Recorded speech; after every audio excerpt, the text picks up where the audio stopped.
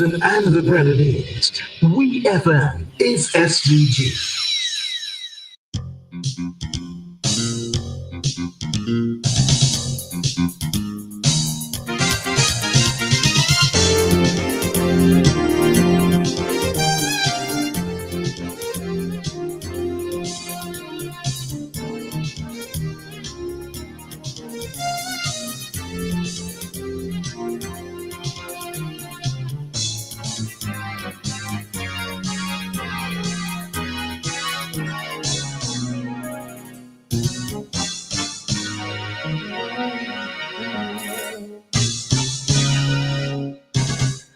26 minutes on to 11 o'clock here in St. Vincent and the Grenadines. You're locked on to WEFM 99.9 Clean Fresh Sound, and this is your It's Your Turn program. Remember, It's Your Turn is an interactive program, so the numbers to call are 457-9997 if you're calling from a local landline, 532-9997 if you're calling from a digital cell phone, and you can also send us a message or call us on WhatsApp at 457-9997. The It's Your Turn program is being hosted by Mr. Cecil Ryan and Mr. Philbert John. Good morning to you, Cecil. Good morning to you, Karen, and good morning to Philbert, and good morning to all our listeners to the program on the WEFM platforms and the Star FM and Garfana Radio, all of the platforms. We want to greet you very warmly this morning, a very Vincy welcome this morning, and of course a WEFM style welcome this morning. We're happy to be with you another morning, and today is March 30, 2025, of course.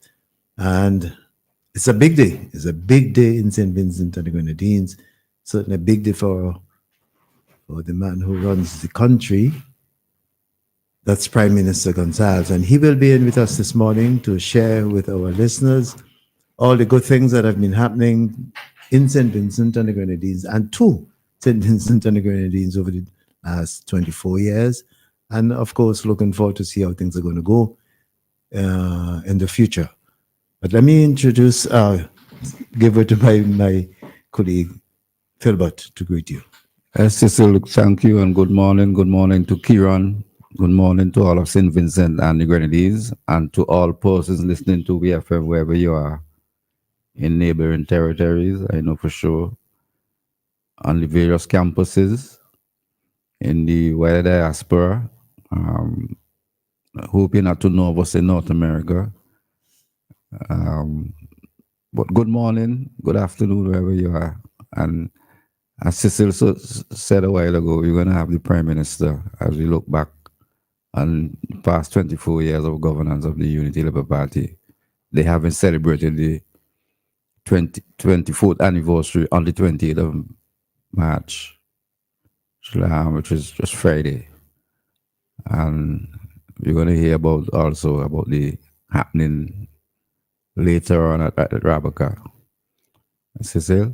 Yes, and I took a peep at the security camera and noticed that PM is already walking through the door. It should be here any moment. Cecil, perhaps you could extend our condolences to those two persons who we mentioned a while ago. Yeah, go ahead. Yeah. But before you do, I just want to say that I apologize for the absence of our colleague, Joel. He's not too well this morning. He's under the weather, but he's all right. Yeah. So I'm sure he's listening and might call in. Yes, please. Yeah, on behalf of the program and management and staff of WEFM, I want to extend condolences to the family of the late Rafi King, who we know from his days at 705. He tragically passed in an car accident. We also want to extend our condolences to Roger Dalrymple, to the family of the late Roger Dalrymple, who we know from his days at the NCB, now BOSVG.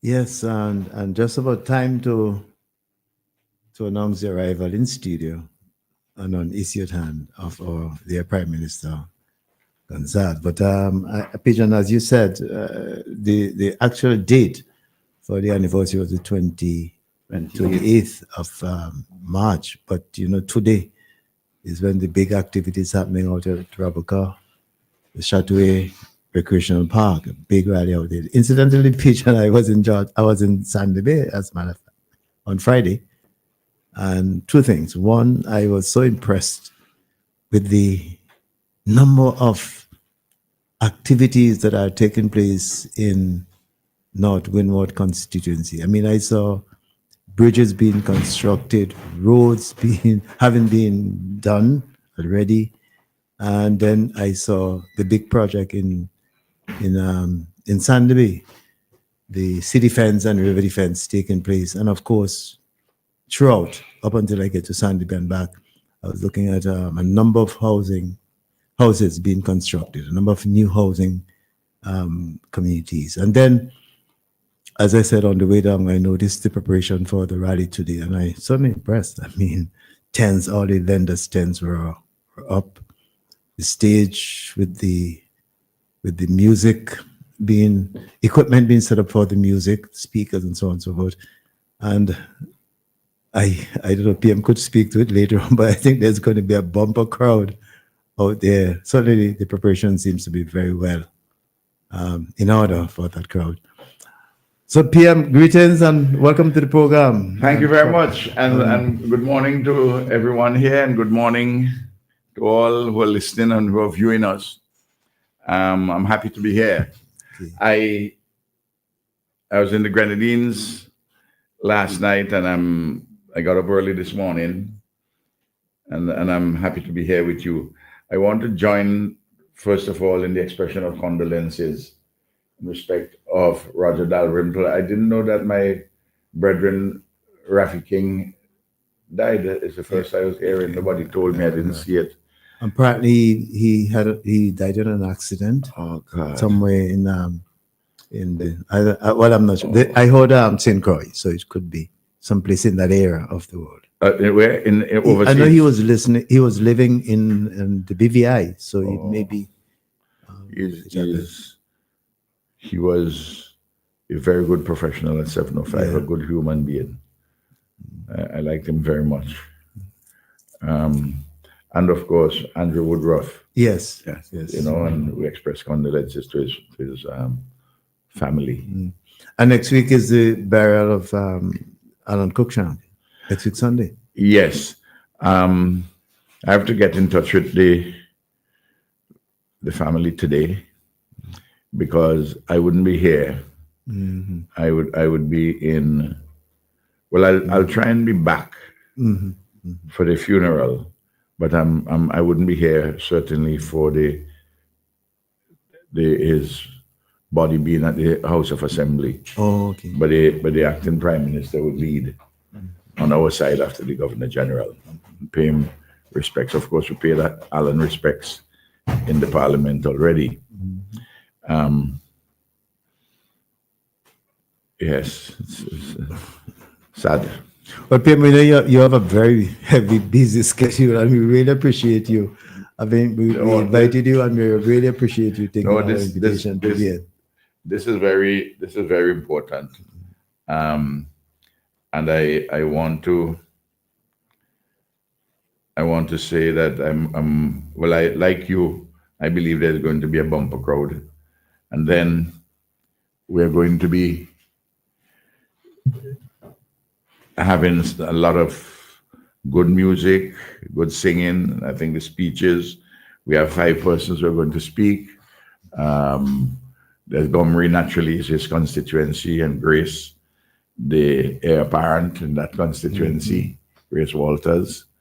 As I always say, Gomery has led us safe thus far, and Grace will lead us home. And then there's Saboto, whose constituency is neighboring mine, and then from the western side, we have Orlando Brewster, and I will speak.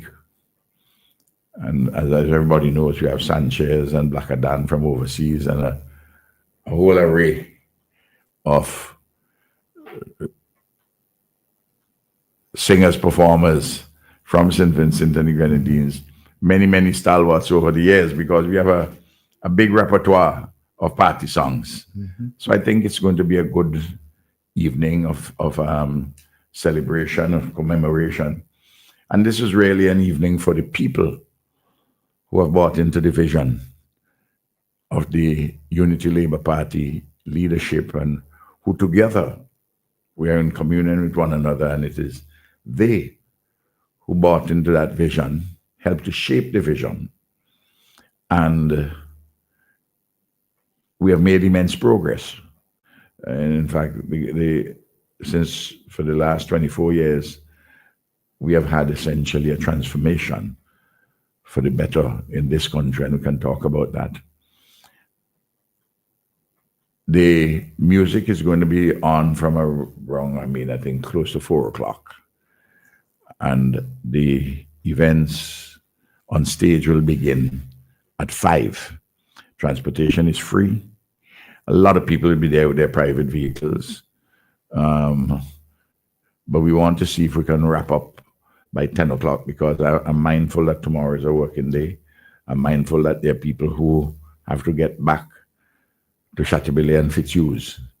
It's an hour a little bit from Raboka to Tongue, and then a similar thing down the leeward side. So they will be on the road in the night for about 2 hours. I don't want us to go too long beyond the reasonable time, and I think 10 o'clock is fine. So we're going to try and wrap it up within the period. We intend to start on time and just proceed as in accordance with our program plan. Mm-hmm. Just before you continue, Prime Minister, I need to say this, because I know people have been saying a number of things about Minister Daniel, but I have to tell you, as a representative, he seemed to have done a master Extraordinary work in North Windward. Extraordinary work. Montgomery Daniel has transformed North Windward. What I saw, I had been there for 1 or 2 years, and what I saw yesterday as I went through the constituency, I could not believe. In the aggregate, more money is being spent in North Windward. Undoubtedly, I noticed that. Than any other part of the country. Even though you're talking about the $250 million, $260 million US port project, 60 million EC dollars. What is happening in North Windward is and what is there to happen? Like, for instance, the school, the modern Sandy Bay Secondary School, should be built on the site of the former Great House of Orange Hill. That's going to be the most costly, most expensive school. It's going to be a fantastic secondary school. That one, and the one which is we're going to start in not too distant future at Brighton. The most expensive school in terms of construction costs before was the one at West St. George. And then before that one, the one in Union Island Secondary School. But as I was going through, and we could talk about many things, but if you permit me, if you look at the newspapers for the weekend, forget people's opinions. Cecil Pigeon. I'm looking here at the searchlight, and we can do it in the other places, and you'll see there's information, not so much stories which are written up, and opinions, because nowadays there's a heavy dose of opinion instead of people looking at facts and information and have knowledge. If you look at the advertisements, for instance, you take a simple matter. Page 12 of Searchlight. You have 2 advertisements there. There are others in this one and in other newspapers. These are 2 advertisements, 2 publications in respect of the Possessory Titles Act. There are hundreds upon hundreds of titles which have been made regular and made indefeasible. That is to say, You can't question it. Through the Possessory Titles Act. That act did not exist before. You remember, P. John, turning Yeah, dead property into live property. Yeah. That's part of it. And I will tell you, there were 4 lawyers involved in the drafting of this act. 2 of them are dead, and I recognize them, Parnell Campbell and Andrew Cummins, and Hans Matadiel and Ralph Gonzalez. The Attorney General, Judith Jones Morgan, was involved in doing some tidying up. But the 4 lawyers who I mentioned there, we sat down and we drafted this law, which gives people the right, if you're in undisturbed possession for 12 years, before, you can then apply and get title to the property. You have to advertise in the newspaper and all that and so forth, a hearing before the judge. And it's streamlined quite well. I understand one judge was trying to introduce some other set of rules, not outlined in the formal rules themselves.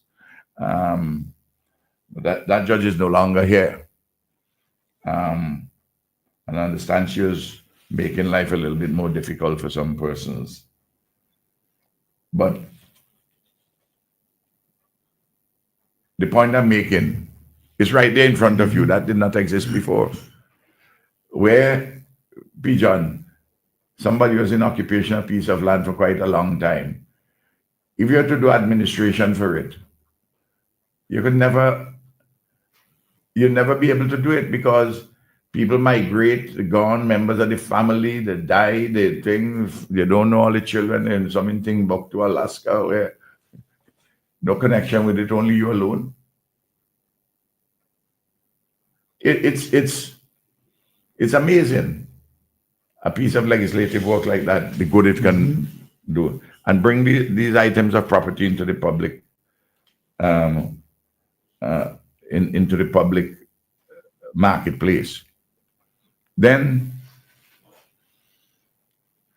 you see on page 17 of Searchlight an advertisement. What are you advertising for? Consultancy services for the construction supervision of the Brighton Secondary School and the TVET project on Union Island. These are things which resources have been earmarked for, and the preparation going on for the project, P. John. Now, stuff which you may have opinion on, don't represented by some people who are anti-government. In the newspaper, you see this as something factually there taking place. Then you see a government notice on page 18. Ministry of Health, Wellness and the Environment invited interested parties to tender for the transportation of sanitation workers and garbage collection.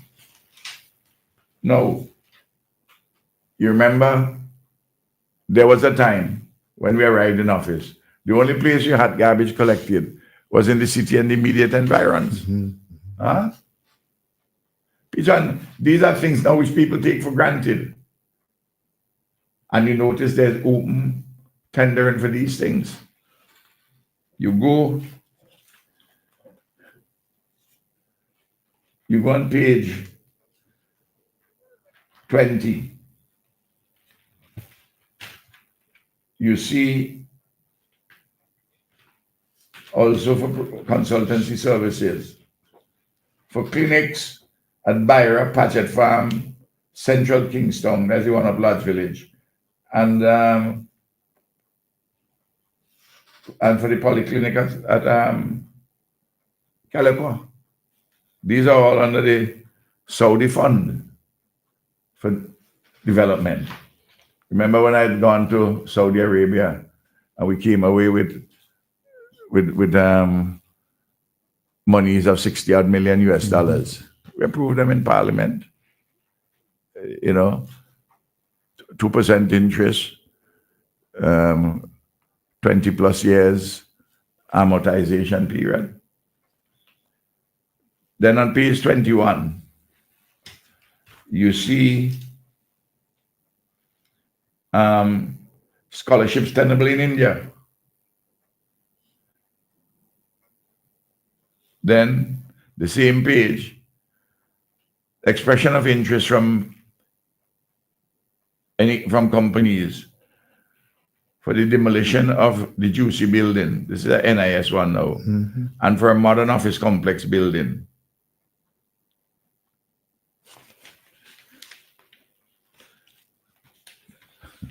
Then I want you to go on page 25.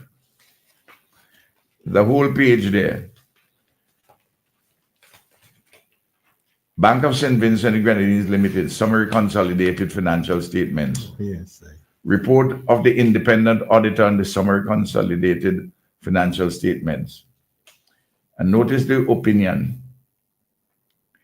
The summary consolidated financial statements, which comprise the summary consolidated statement of the financial position as at December 31st, 2024.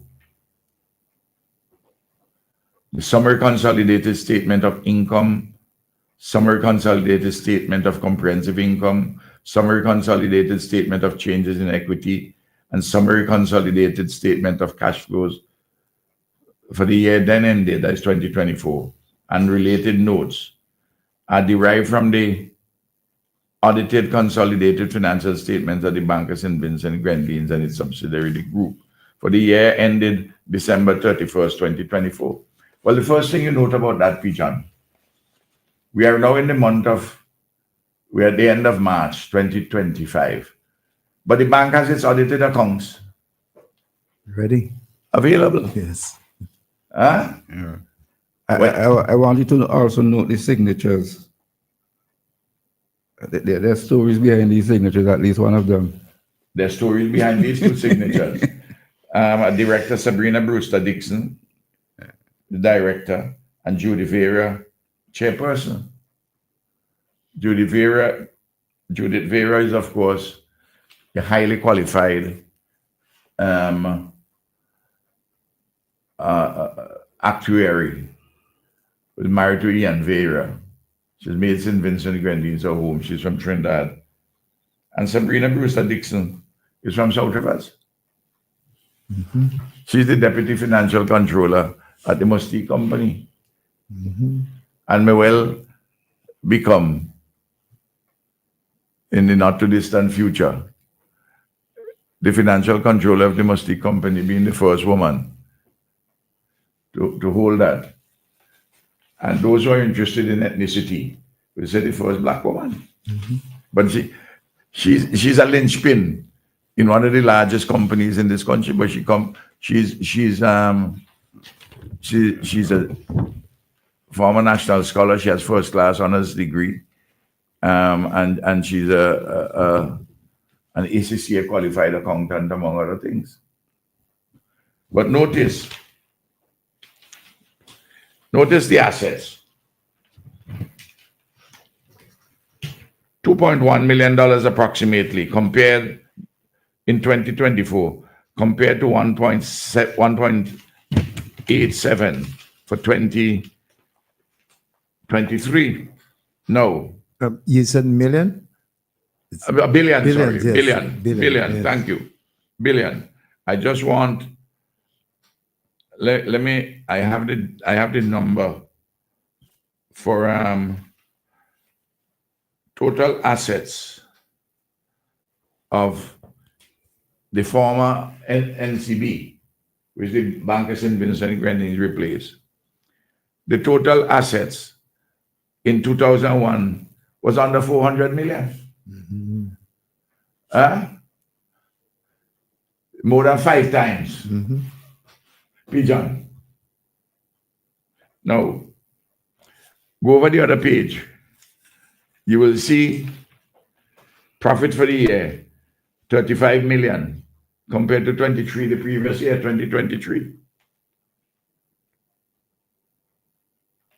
the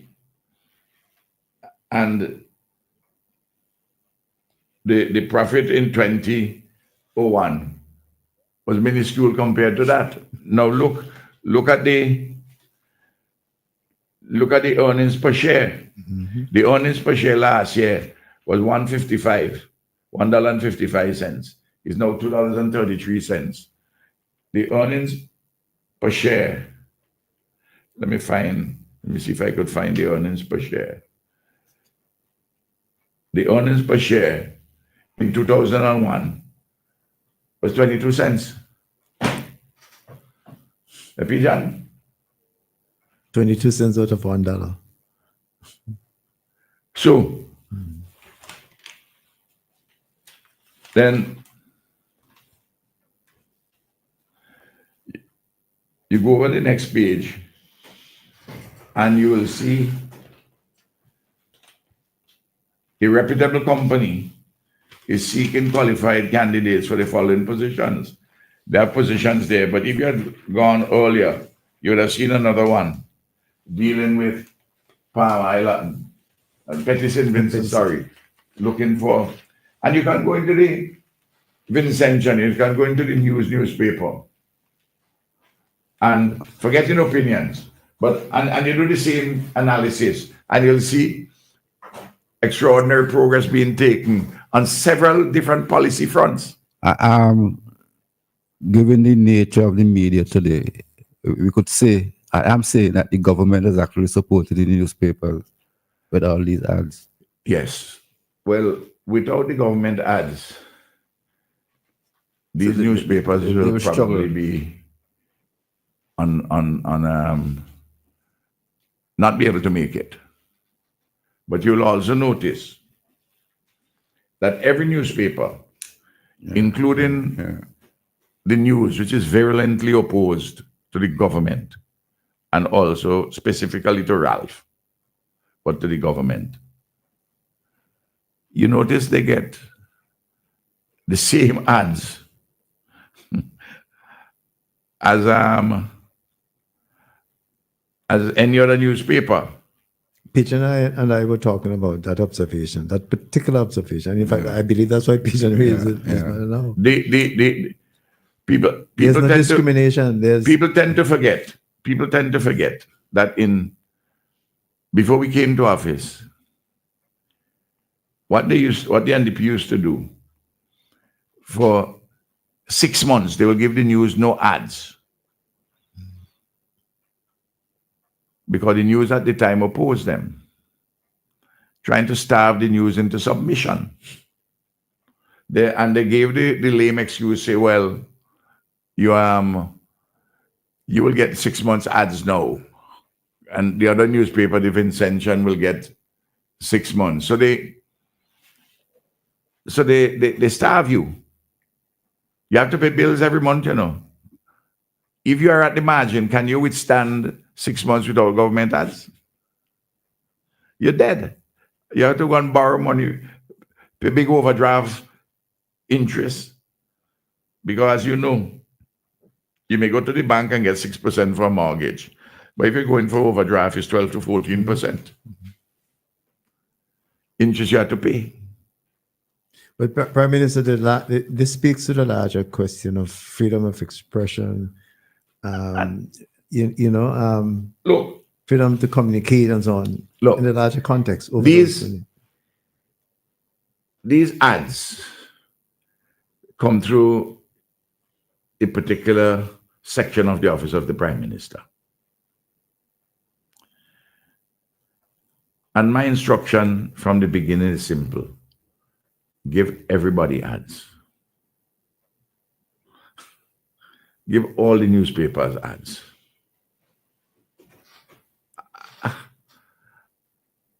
And people can see how we function. That points to the issue of good governance.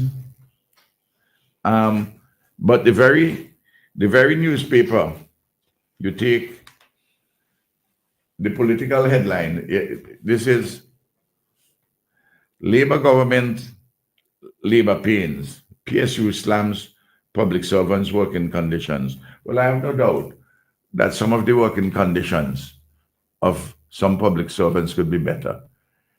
But it is far, far better than what it ever was. And we have to be improving all the time. But Boucher is a man who, the head of the Public Service Union, in 2 successive elections, called on his union members to vote out the ULP.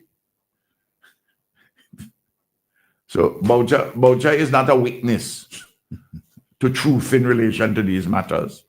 Or let me put it this way, his views are jaundiced, because he doesn't talk about the fantastic progress made in other areas. And when they talk to him, he will tell you yes, but he wouldn't go public with those. So who's going to take him seriously? Huh? Now, John, and I'll show you, even amidst, I picked these up, these couple of documents. On Friday, I had a meeting Friday morning with the head of, by the way, before I finish, tell you about that. There is a notice.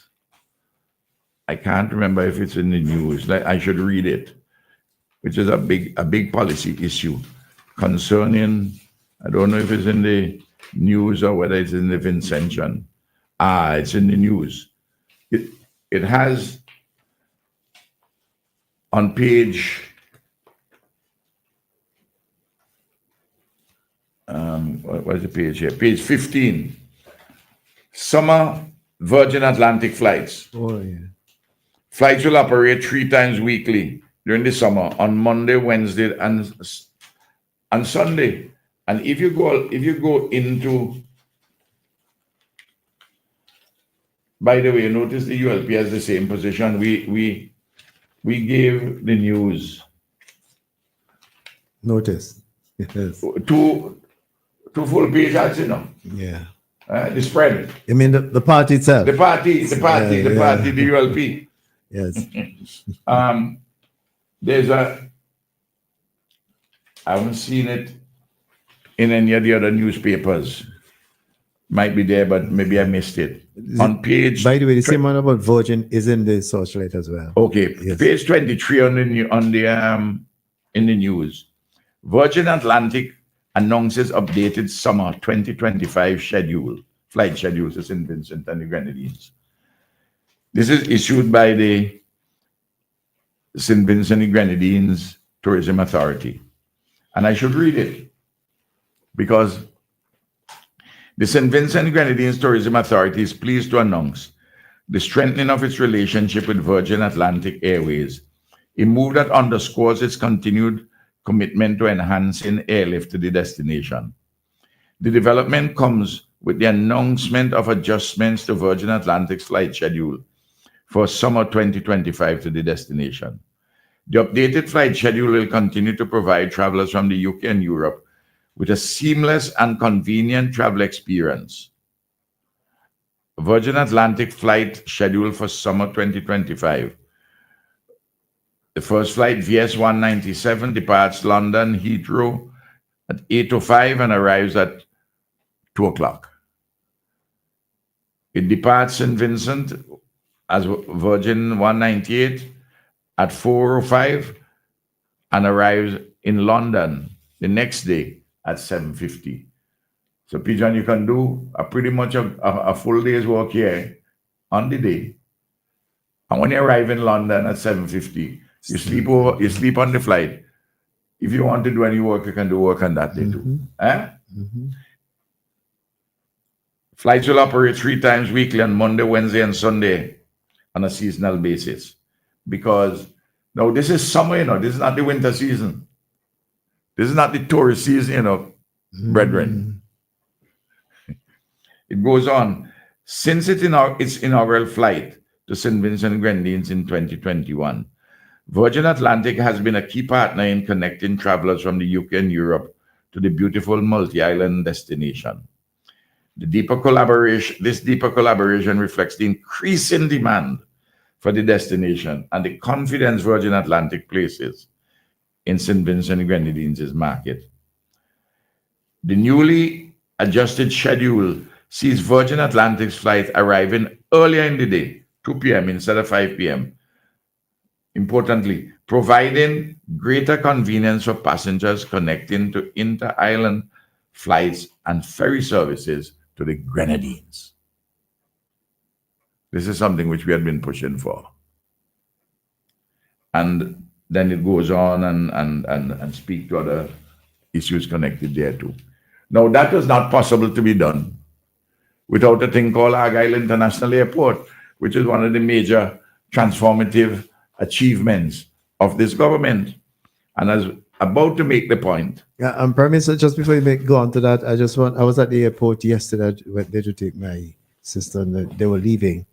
And I urged them to take a tour of the interpretation center. Yes. And the mind was blown. My nephew said, well, there it is, the full story existing in paper, print, and video, digital form. Because Yes. he was able to check flights. I mean, data on the computer that's there for everybody to access once you go there. In fact, Prime Minister, I even took a photo of the costing and the funding of the Argyle International Airport. Yes. It's right there. I have it on my phone right now. And So it tells you how much it costs, who contributed, and all of that is there. I tell people all the time, Cecil, and the NDP continues this lie. They don't know how much the airport. It's at the airport. It's at the I tell them, go and see the closing accounts of the International Airport Development Company, which built the airport. That was a state entity headed by Rudy Matthias, Dr. Matthias. The accounts are at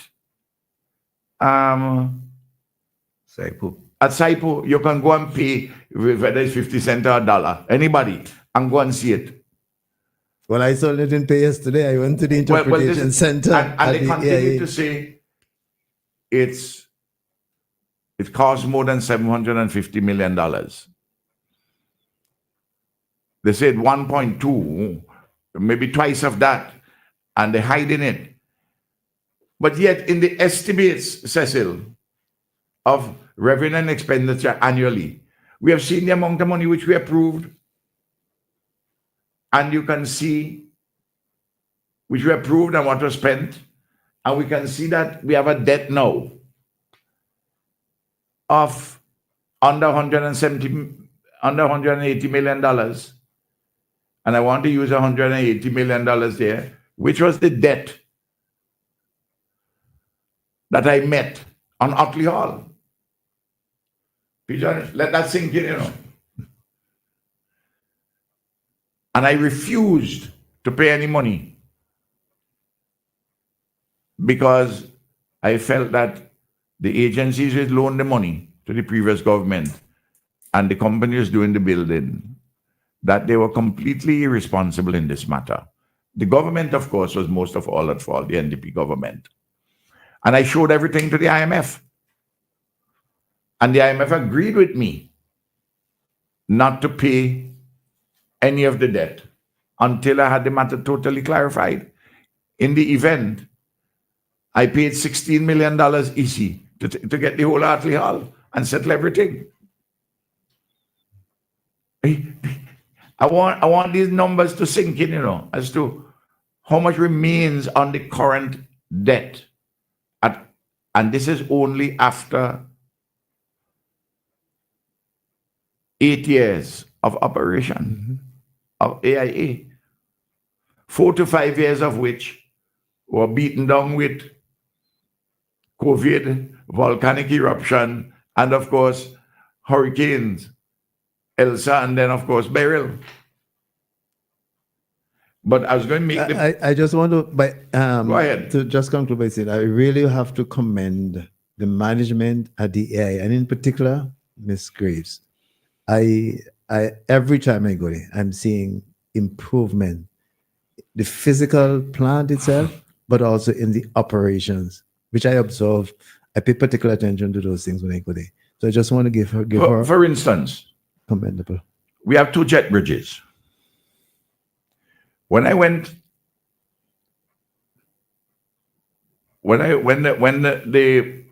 IADC came to me at the time, International Airport Development Company, say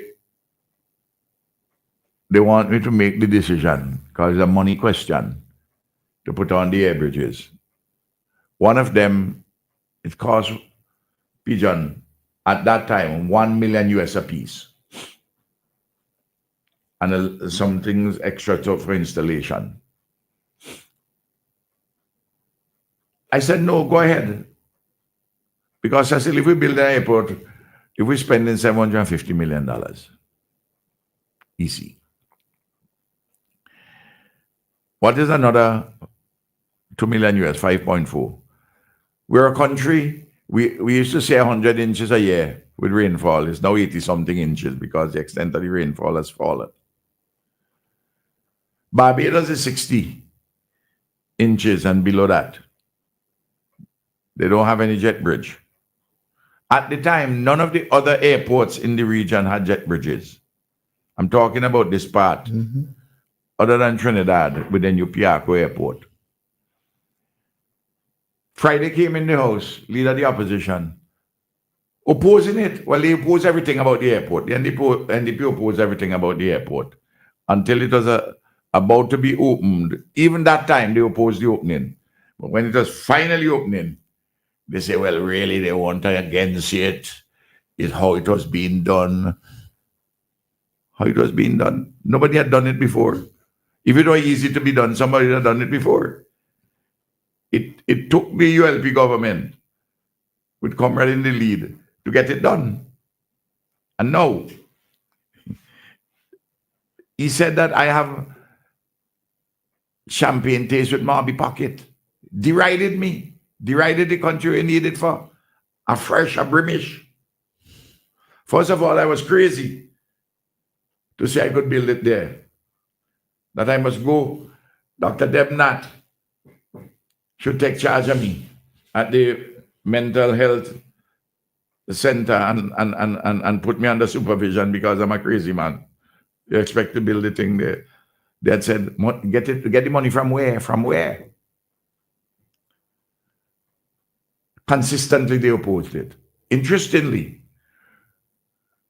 when I went to Parliament and said that I have to capitalize the operation for the first 4 years, they said this thing is a white elephant. You never make any money. Who can come here? What kind of tourism you could have on St. Vincent? That was what they were saying, You know those things where they received wisdom. I said, but if we're so beautiful, we will have a lot of tourists in St. Vincent because we're beautiful. Grenadines beautiful, St. Vincent beautiful. But they wanted to keep tourism only in the Grenadines and only have mom and pop tourism operators on St. Vincent. How short-sighted. How without any vision. And now it is taken off with international hotel chains, Sandals and others. The same critics are saying, you make it too small. But I said that sooner rather than later, we'll have to extend it. That's why we had the Mexican government provided an export for us. And we have a broad master plan, which we have to update. And I've given the management of the airport the okay to procure services to deal with that particular matter for the further expansion of the airport. But there are things which, look, I want to remind the young people because they didn't know, and it struck me. 2 17-year-old schoolboys came to see me from the grammar school. I met them out at the games with the secondary school games. Inter-school secondary? Inter-school secondary. They're talking to me, and Prime Minister, we need to sit down and talk with you. I said, come anytime and talk to me. Okay. So I invited them. They came. So one of them is from Connery and one from Sandy Bay. Okay. They're 17 years old. They did not know that there was a time when you didn't have universal secondary education. They came, they met it, because they were born in 2008. They're now 17. But we instituted universal secondary education. We started bit by bit between 2001 and 2005. And September 2005, Pijan, was the complete progress to universal secondary education by our government as part of the education revolution, which the NDP also opposed. These young men did not know, because they come and they meet it, they take it for granted. Like how people take university scholarships now for granted. A lady came by me on Friday, and I'm coming back to the airport thing. God, sometimes you have to give anecdotes in order to carry the message. Two ladies came to me. They came with different things. They're friends. This one has a daughter who got a tuition, who got a bursary, $25,000 for each year, on the basis of the competitive exams. She wants to do medicine. So she said, well, I have living expenses for those 3 years. What is going to happen for her tuition and so on? I said, don't worry about that. We will pay the tuition and we will pay the economic costs. We pay the tuition economic costs for everybody. She said, but the living expenses for the next 3 years, which she doesn't have any bursary for. I said, well, maybe she could get a grant, or if not, she'll get a student loan. I said, by then, $25,000 will not be able to take care of her for the 10 months when she's on the campus. For the rest of the time, she'll come home and be here for two months or so, in the aggregate. And she says, well, my daughter doesn't want to borrow any money at all. So I said, listen to me. Let us say she has to borrow for the next 3 years, $30,000 a year from the economically disadvantaged student loan program. That's $90,000. But the overall cost of the degree is $600,000. You have an investment of $600,000, but you only pay a number between $75,000 and $90,000. I say, you're way ahead of the game. She says, the way you put it that way is true, and so on, and things like this. But that's where we are now.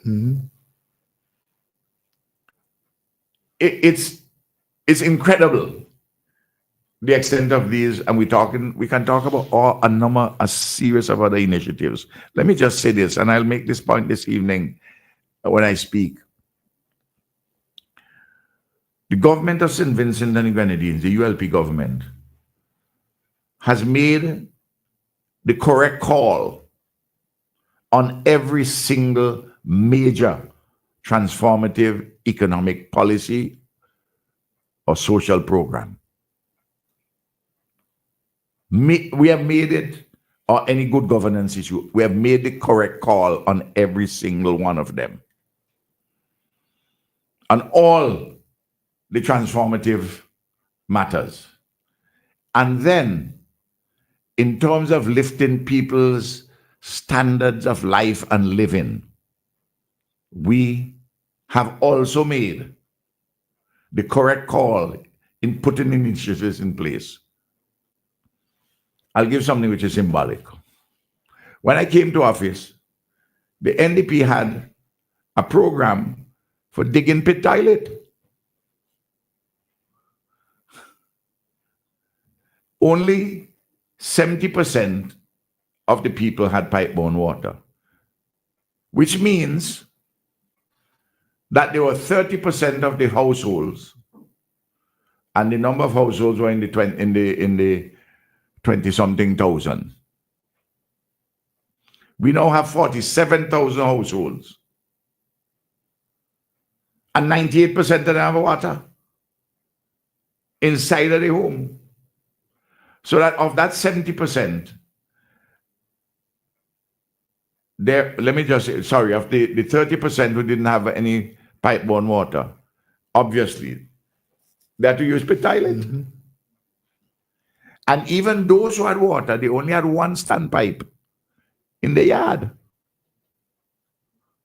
None in the house. Not in the house, a lot of them. So they too didn't have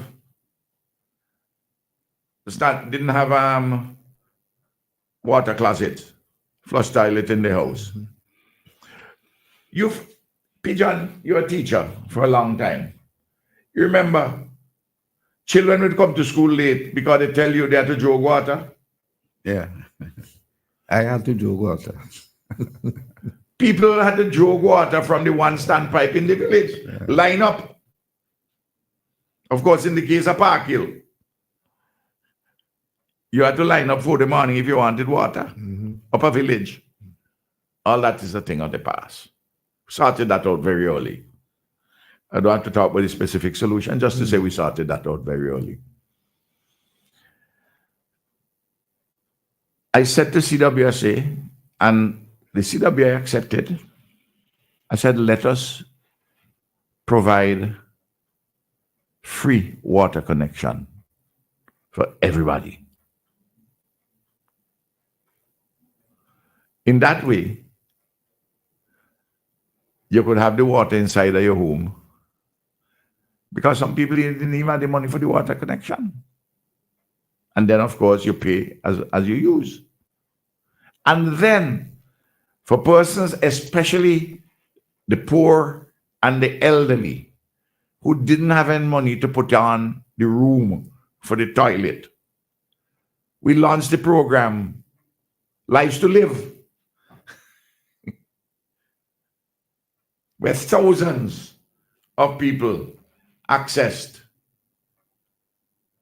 assistance to put in their toilets. I give that as something symbolic. I talked just now about garbage collection. I now talk about pit toilet. I know we deal with that and water closet. No. On Friday, and you have to be doing things all the time. We just paid the contractor for doing work on the runway, because I reiterated this on Friday morning when I spoke to the chairman of the AIA, Godfred Pompey, experienced former public servant, and Josette Graves. And every month, Josette provides me with a chief executive's the CEO's report. Headline, CEO's report for discussion with the Prime Minister. Every month, you know.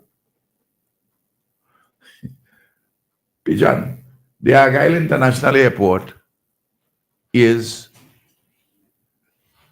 a matter, an infrastructure project, which is transformative.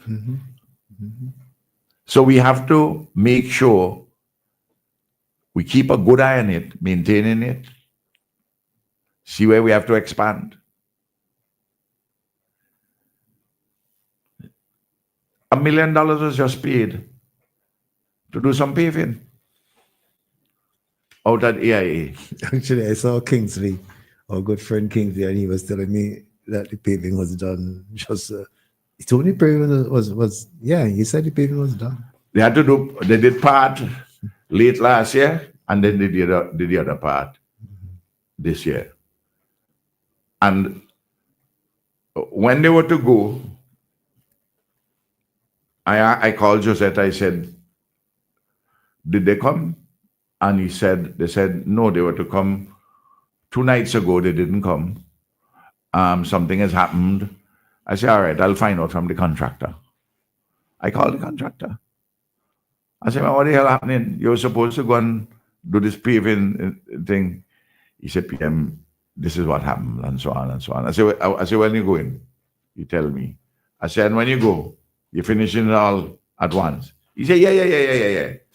And he was true to his word. Mm-hmm. No. We have money. I have $1.4 million in the budget to do work at JF Mitchell Airport. I had $900,000 to do work at Union Island and $750,000. $900,000 to do work at Union Island, $750,000 to do in Canawan. Well, we're going to need more in Union Island given the damage which was done there. And that's on the airports. On the Minister. airports. Yeah.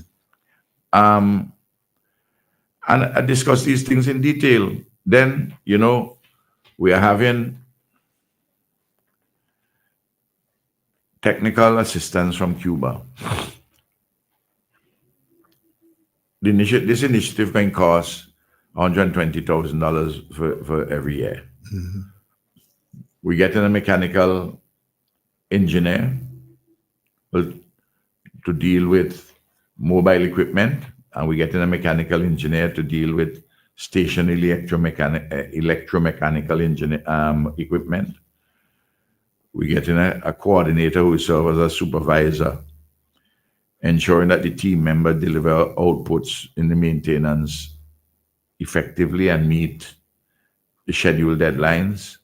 A fourth one is an aerodrome specialist. Then we have an airport certification specialist and an aviation pricing specialist.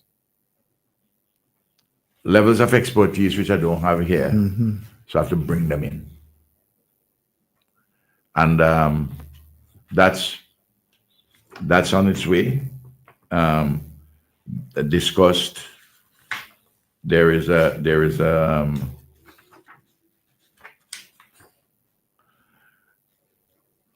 I got an update on the financial situation. I got an update on matters dealing with the Public Service Union, and they're meeting that.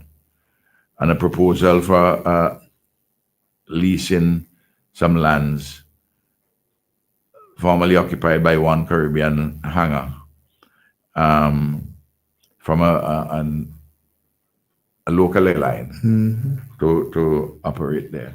So I had to make sure that there's a structure, there's a system. Of course, we communicate in between. I can't, and that's just once a month, but I have to have a structured meeting based on a report prepared by the Chief Executive Officer. Part of good governance. Now, just want to say this in that regard. Well, people will talk about many things which we have accomplished, and you hear it all the time. Many things. But I want to mention some things which you don't see.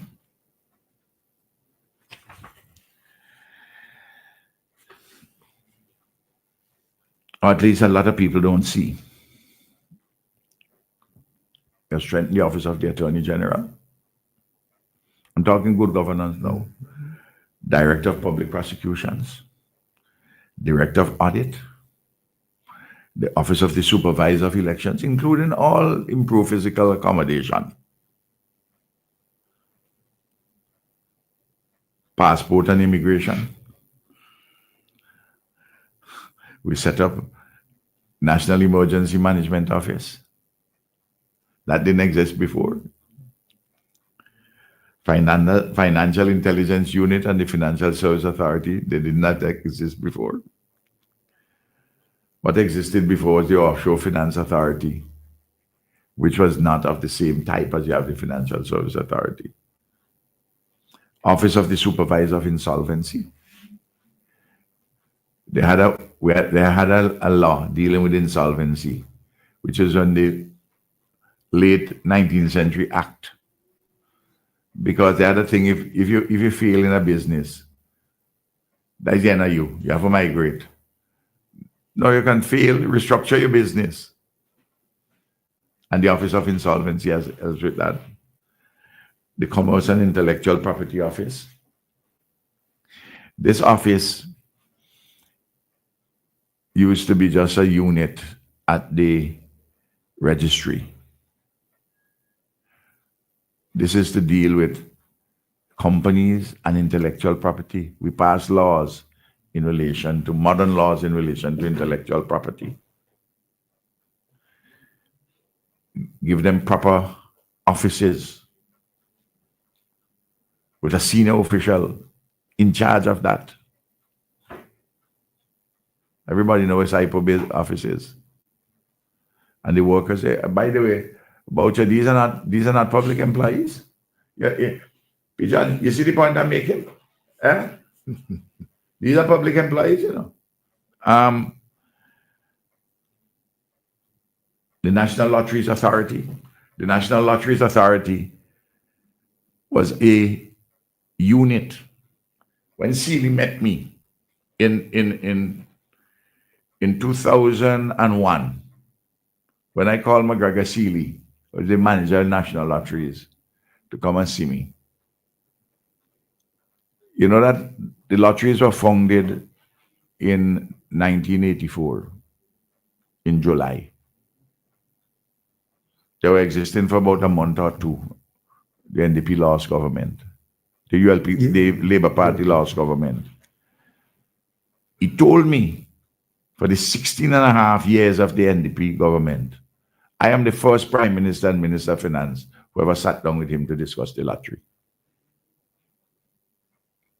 You hear me? Well, I put the National Lotteries Authority on a proper legislative footing, set it up. The National Lotteries, before I arrived, was under $10 million revenue. Now you're knocking your head up at $100 million a year. You see the number of projects which they're carrying out. You see they have their own headquarters, doing other developments.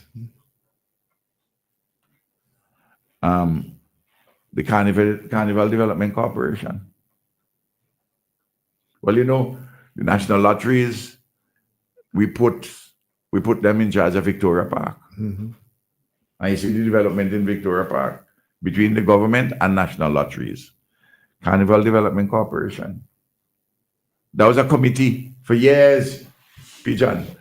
All the people involved in Carnival say you need a permanent corporation, permanent body. It used to be itinerant.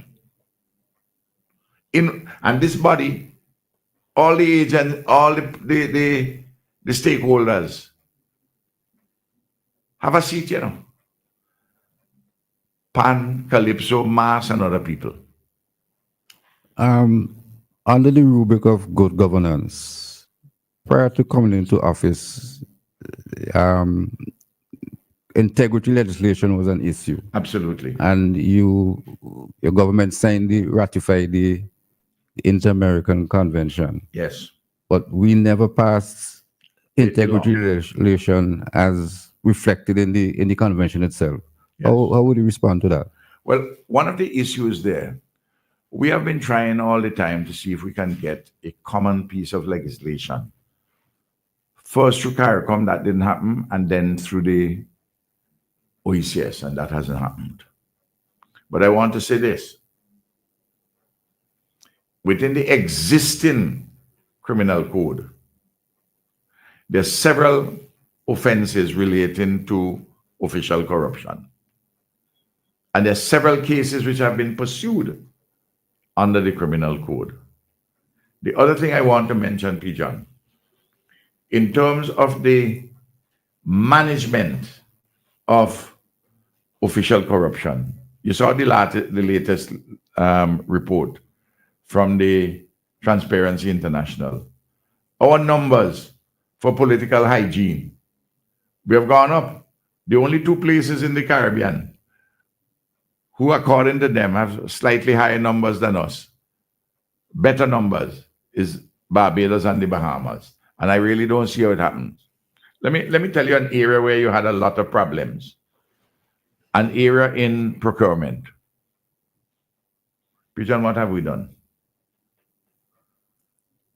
First of all, every single month, we started every quarter, then we start every half year, then we start every quarter, in publishing all the contracts, summary of all the contracts. When we start to publish, people are amazed as to the amount of contracts we give out and the companies that get. And nothing to do with labor or NDP, an independent arm's length. And we had, Pigeon, new procurement laws with new sets of criminal offenses. You understand me? We did the same thing with the Finance Administration Act, tightening it up with new sets of offenses in the Finance Administration Act. We did the same thing with the Audit Act, modernize all of those. Something which we need to pass is and the consultancy was to deal with it, but the time ran out on the consultancy. The one which we dealt with, audit, financial administration, procurement. Procurement was the last which we took to Parliament. Part of that was to deal with also the Public Accounts Committee. And that is to be done in order for us to have that, Pigeon, strengthening further accountability and control. So while we are waiting for a common law, a common piece of legislation, we were making sure existing law, we pursued individuals. And in the area of finance administration, auditing, and procurement, we modernized and strengthened the legislation. And then, in relation to issues concerning money laundering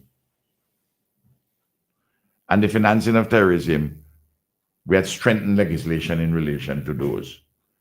And as you know, the leader of the opposition was complaining that the money which, the $150-something thousand annually, we pay to the leader of the opposition to run his office.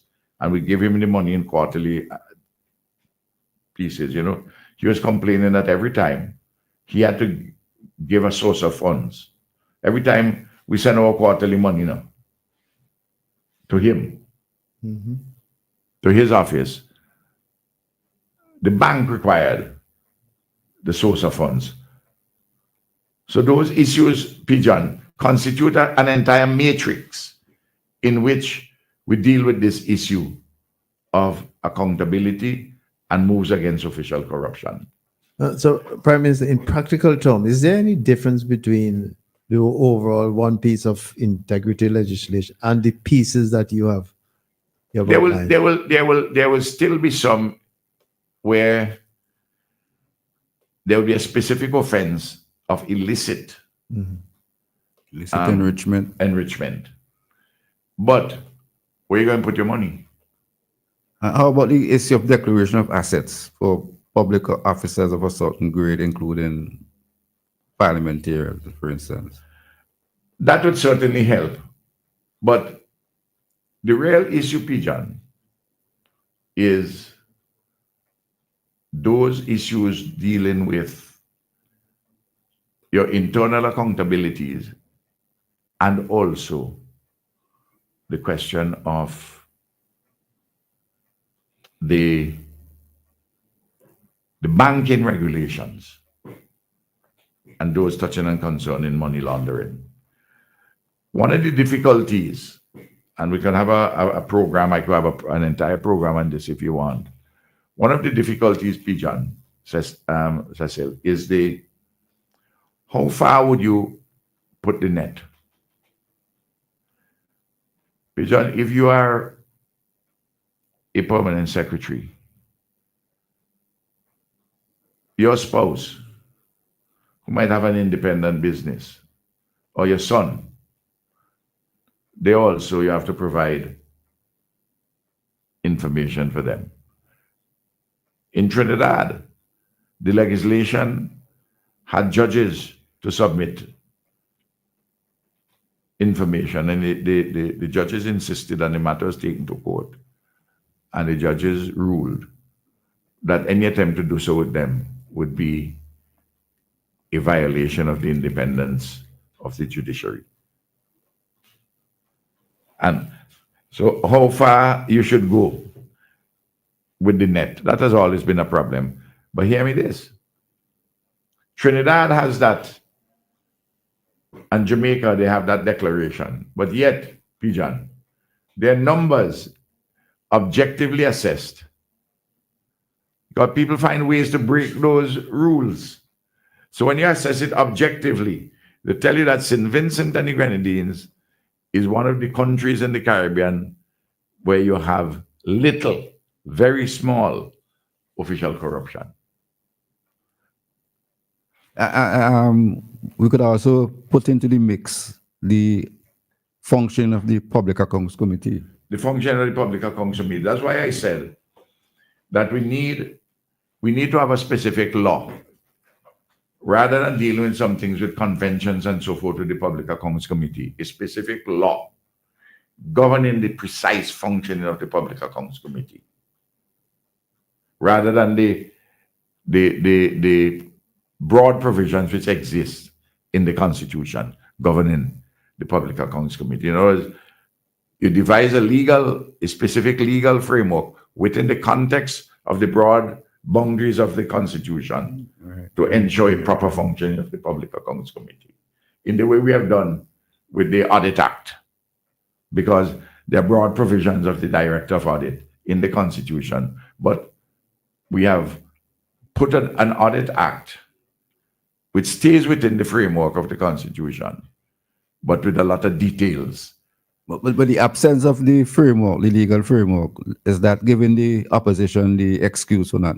They have no such excuse, because when I was leader of the opposition, I used to call Public Accounts Committee meetings. They're in dereliction of their duty there. Okay. No, I'm going down. We established a legal framework for the St. Vincent and the Grenadines Community College. They used to call it community college, but the teachers' college was separate. What they were calling the community college was really an A-level college, Pigeon. A sixth form. A sixth form. So we brought nursing education, teacher education, TVET education, along with general studies and science, and put them under one community college, and a law governing that. We set up BRAGSA. We set up the National Parks, Rivers and Beaches Authority. The Agricultural Input Warehouse was not a company, was just an association under the Department of Government. Not only did we establish a company, the state-owned company, we put the land which they occupied into them so that they will have that to strengthen their asset base. We set up all this stuff in relation to maritime administration. Nothing like that existed. We established a student loan company. We started the student loan program as a committee. Then we set up a company. And what did we do?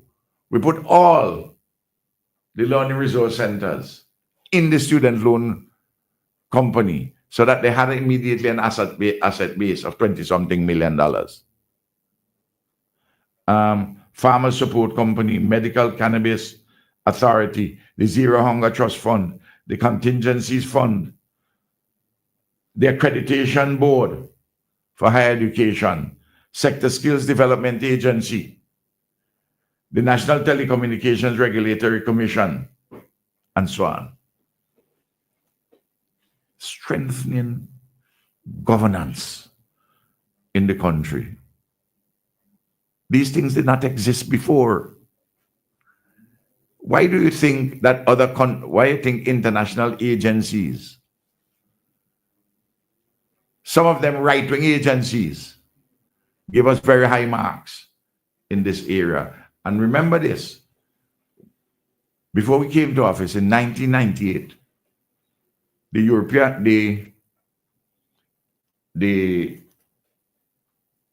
British government denied the NDP government. Letter wrote to Annim Eustace. I had to get a copy from the British government. It was not our files. It was such an embarrassing letter. I only found out about it when I was talking to the British High Commissioner, Mr. Baker, as he was at the time. I said, well, so you must give me a copy of this letter, because none was on the file. They didn't put it on the file. They probably hold it privately now. Where they asked for relief on a $12 million loan, a $12 million debt, which they had with the British government, St. Vincent and the Grenadines. And they wanted relief under the Commonwealth Debt Initiative. And the British government told them, no, we're not giving you for the following reasons. One, you weren't doing anything about poverty. Two, you were not doing anything about official corruption. Three, you were not doing anything about money laundering. And four, you were not regulating properly offshore finance. And they gave us debt relief. I got the whole thing wiped off very early in the ULP administration, because they saw that we were addressing all those questions. I mean, it's chalk and cheese, you know. And then there was the issue of the Financial Action Task Force, and we being on a blacklist. We were also on several blacklists. In fact, not only with the Bank of St. Vincent, with National Commercial Bank, in December 2000, and the NDP hid it from the country, our corresponding banking relation with the Bank of America was terminated. And the one with the Canadian bank was under threat. I had to resolve all that, you know. All of that I had to resolve. I don't know if people know that we had to write off almost $40 million because of at the bank, Otley Hall plus the associated Union Island Marina. Yes. The Bank of St. Vincent, the National Commercial Bank, for the 4 years before we came to office, got a qualified report. The auditor said we couldn't say that this report, we know everything what is happening inside of the bank, because there are certain things that are just wrong. We can't express full confidence in these numbers which we're putting out. This audited since my time, every report. So the word qualify sound like a positive term. No, it's not a positive term. It's not a positive term. It's not a positive term, Peter. I wanted to kind of elaborate for our listeners. Yeah, it's just that we have questions about this thing and nobody can answer us. There's some gaps, you know, and you know it's not that if there is one gap where they were accounting for something of a small number, and the fellows say, well, we can't give you an unqualified report because on that one little thing we had a difficulty, you know, maybe $2 million or something of the sort. You know what I mean, Pigeon? $1 million. People forget. So, Prime Minister, just to clarify, so you're saying the bank itself had to write off $40 million? The government? We had to write Okay. it off because it was not collectible. Okay. And you can't keep these bad debts going on your balance sheet. Okay. They just bring it down. Okay. So you have to clean up your balance sheet. You have to take the rough medicine. We might collect it from. And also prudence, you can't announce a state to some of the debt as well. No. No. But I tell you, that thing was a piggy bank for NDP high ups, you know. That National Commercial Bank. You hear me? People forget that. I want everybody to remember this, you know. Maybe they didn't know. So this is news for a lot of people. No. If you look at some macro things, the gross domestic product of St. Vincent and the Grenadines was in 2001 under $800 million. Gross domestic product is what we do is the aggregate of the value of all goods and services produced in the year.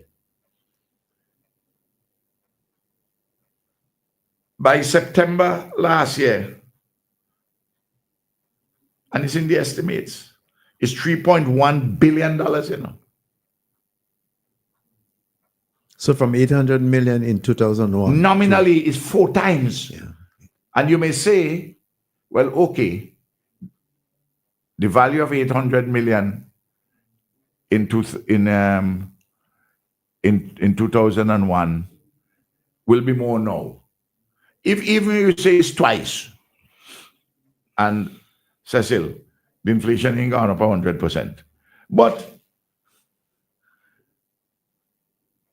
you're talking about 3.2, you know, it's 4 times what it was. Pigeon, the per capita GDP, the GDP per head, per capita income per head for Vincentians was under $8,000 a year. Now it's a number knocking its head up at $30,000 a year. I'm talking about average now, because clearly there are people below.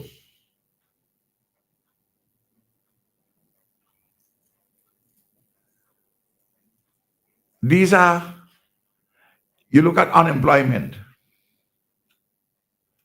The unemployment number by the census in 2001 was 21%.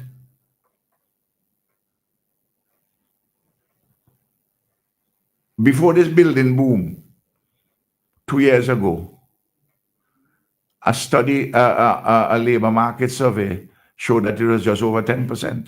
We have today more people employed in St. Vincent and the Grenadines than at any time in the country's history. And remember, the population between 2001 and now is flat. In fact, maybe declining in the latter period. I was going to ask Prime Minister, would you say it boils down to a higher percentage of people from the working force employed now? Than Absolutely. And you can look at the numbers at NIS.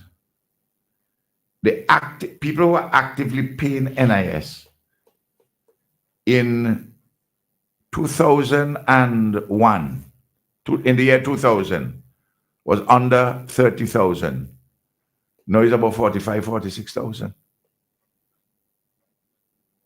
These are the facts, you know.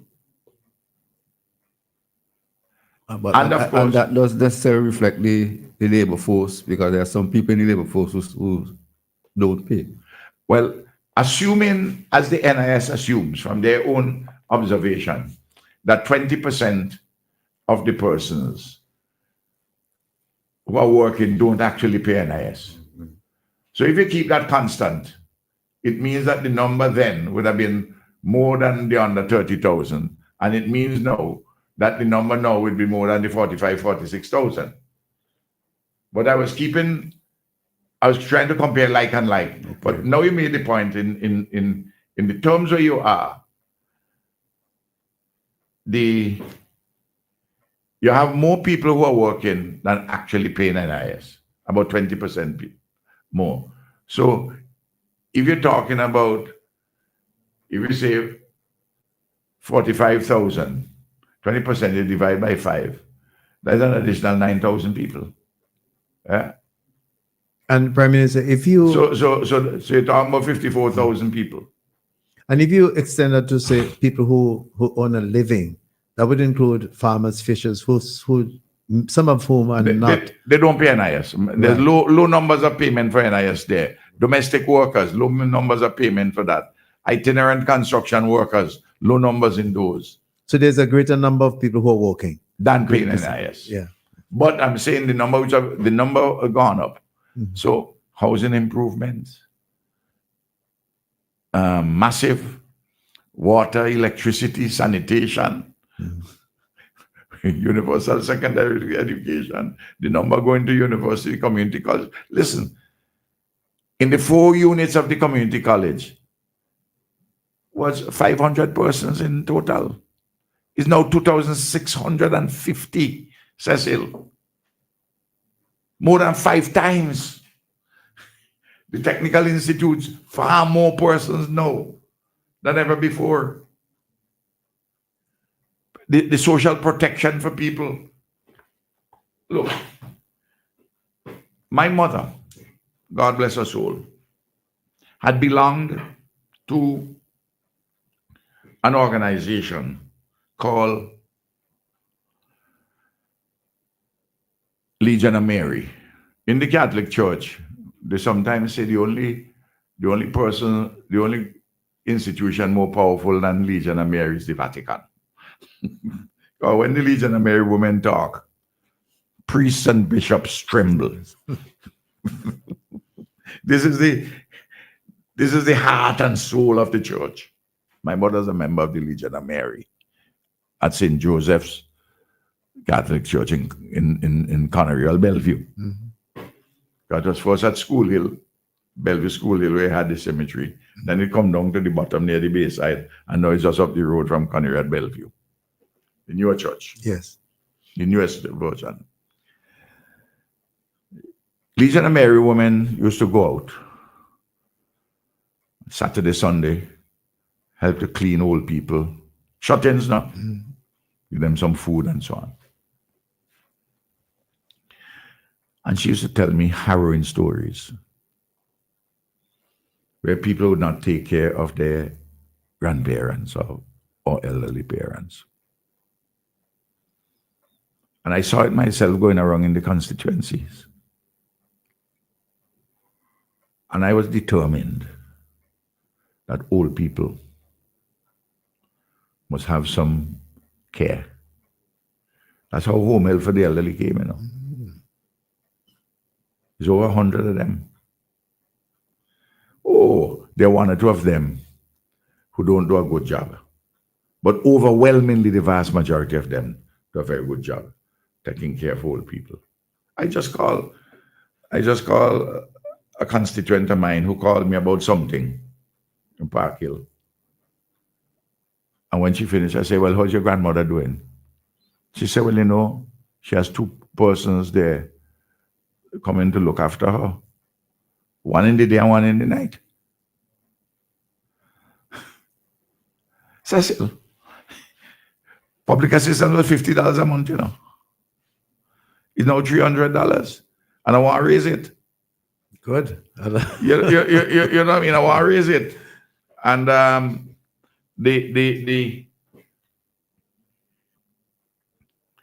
if I was the Minister of Finance, I'd have done say straight away I'm going to raise it. But you know, I had to talk. The Minister of Finance and the Director General of Finance and Planning always said to me, before you announce anything where you're going to raise any extra money, talk to us first, which is quite correct, you know, because home health for the elderly is the same as the roving caregivers.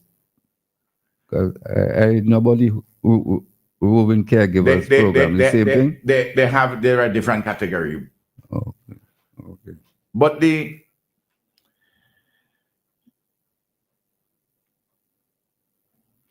you also, I want to deal with some things which touch people. Pijan, you want me made bear sense with this in relation to my brethren Marco Rubio, Secretary of State, about the Cuban doctors. Remember, we set up the Modern Medical and Diagnostic Center. You also remember that the NDP found a reason to oppose it. It shouldn't go up in Georgetown. So free. All kind of foolishness. People from Beckway, they go have how they could get there. So I say, what about people from Fancy who had to come to town all the time? And what about the people from Beckway who used to go to Barbados if they want to save their life to get hemodialysis? Talking about hemodialysis. We set it up.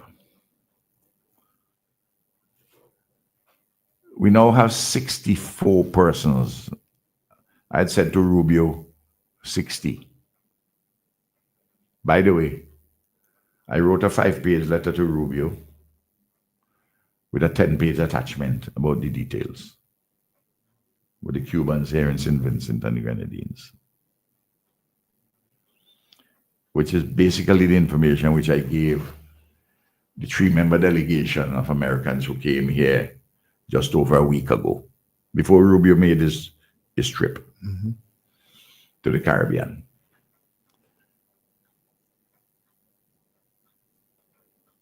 Those 64 people up there, mainly the poor and the working class,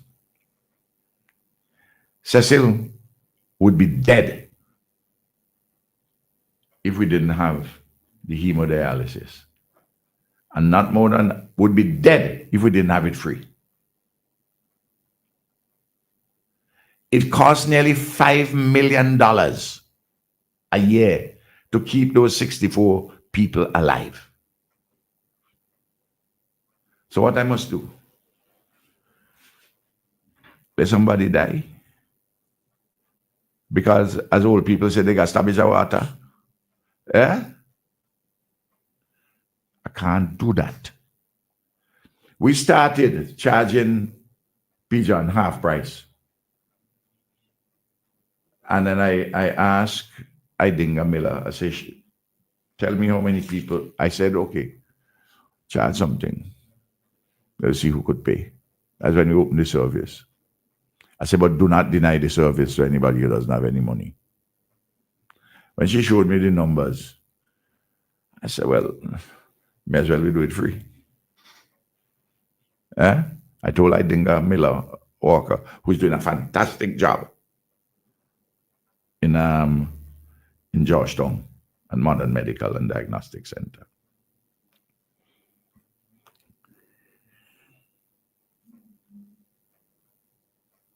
$64 persons. Incidentally, one of them is from my community. One from your community. I see her regularly walking down to catch the bus to go up to Georgetown. You know, it's an amazing thing what we have done. I understand in Grenada, they apparently select mostly 10 people whom they could give free. People who are they're assessed to be indigent. But you have to do a proper analysis. For the disposables alone, annually, it costs $50,000. The materials, the supplies. $50,000. Then you have to pay electricity. You have to pay for the water. You have to pay for the staff. I ain't talking yet depreciation on the machine. Let's take the machine cost which you put inside there, millions of dollars. You take that as sunken cost. Just the operations alone, without any depreciation, is a number knocking your head up. to $80,000 a year for each patient. So if you're 60, that's $4.8 million. And it's now 64. Even the businesses which charge $500 per session, which is $150, that's $1,500 a week, $6,000 a month. Those businesses are not making any money. They'll have to go and get particular kind of supplies, which may not be the optimal one, and so on and so forth. Because I know the numbers. I went through them with the staff in detail. At that compound in Georgetown, we have a modern medical, we have a smart hospital, we have a smart clinic 24 hours a day with all kinds of services. And next to it, a playing field which we fix up and put a pavilion and everything. We have some work to do on the wall, because the wall, when it was done originally, they were not sufficiently strong quality controls, and some parts are cracking. And we had to, I told Celia at Lottery that they have to build over that wall. You're talking about investments in those four facilities, health and wellness, of $100 and something million. But even notice, and there would be a reflection of the foreign policy. The one for the modern medical, Cubans did the design. We have Cubans there, 32 Cuban professionals working up there out of a staff, I don't know, 100 and a little bit.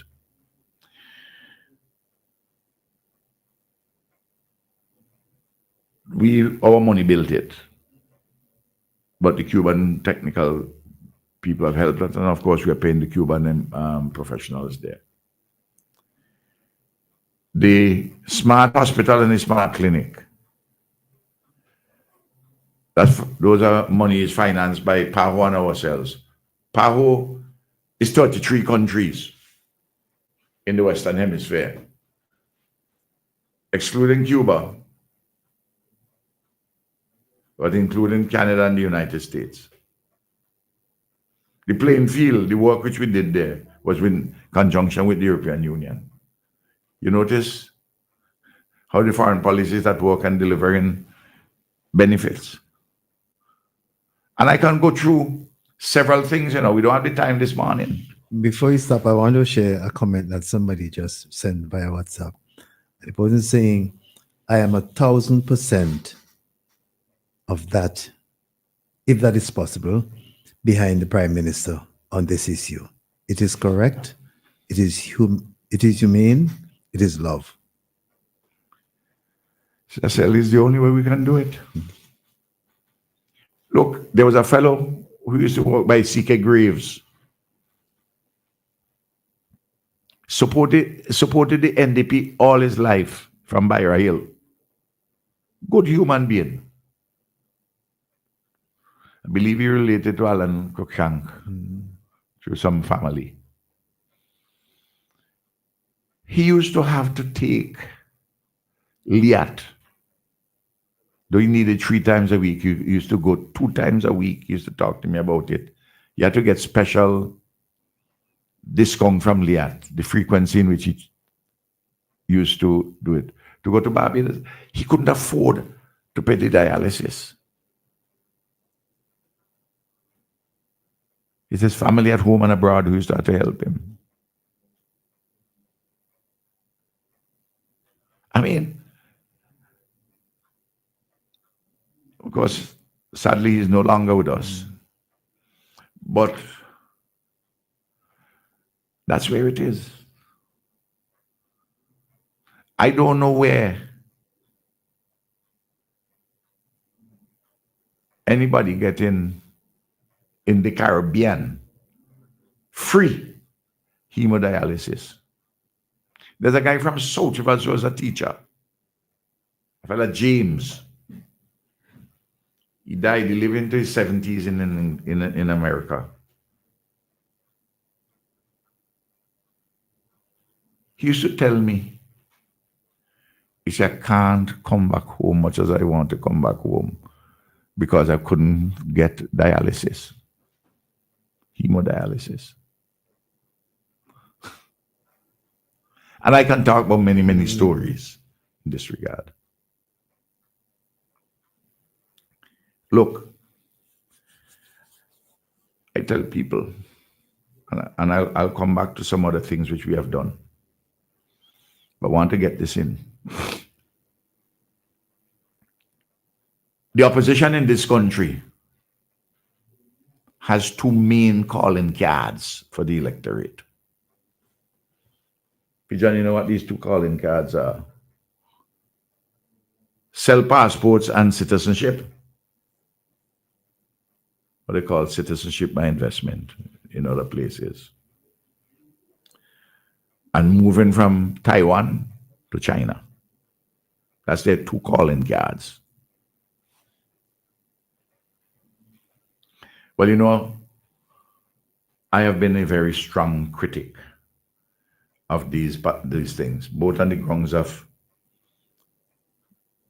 principle, practicality, including the lack of sustainability. And I always used to tell fellas, and I told them in the last parliament, when we discussed, when I was doing my budget address, I said, CBI money, selling passport and citizenship is like a man on cocaine. Once you go on it, Cecil, you can't come off. If you come off, you have withdrawal symptoms. Well, that's for an individual. Could you imagine a whole country have withdrawal symptoms? There are countries in the OECS which have up to 50% or more of their revenues based on CBI. How could that be sustainable? I want somebody to tell me. When at one stroke of the pen, both America and the European Union could bring it crashing down. Huh? People want St. Vincent passport, you know, St. Vincent and Grenadines passport, and I'll come to that just now. Despite all the changes which are being demanded by America and Europe, and despite the fact that they're making it plain to you that they're bringing it to an end,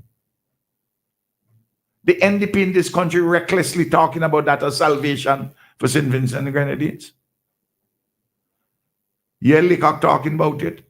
The other day in Parliament, when I was either here or somebody else from across the aisle there, one of the opposition fellas, said to me, why are you against easy money? John, I had to tell him, I can't remember which of them, might have been Leacock himself. I say, if it's easy money alone you're looking at, why you don't advocate a state-sponsored whole house? Huh? You could set up a franchise, you know, and have it from have 2 or 3 branches in St. Vincent and Grenadines. You can export the franchise, you know, like how they do with KFC. Because it would be an activity as long with an ancestry as long as human civilization. It might have more sustainability. But would you do it? No, because it's wrong in principle. And because other countries will treat you like a pariah. To have a state-sponsored whole house. Peter, if it's easy money, if that's the principle. I want to read for you what the special envoy for President Trump, for Latin America and the Caribbean. His name is Mauricio Clava Carone. Mauricio, Mauricio, Clava, Clever hyphen Carone.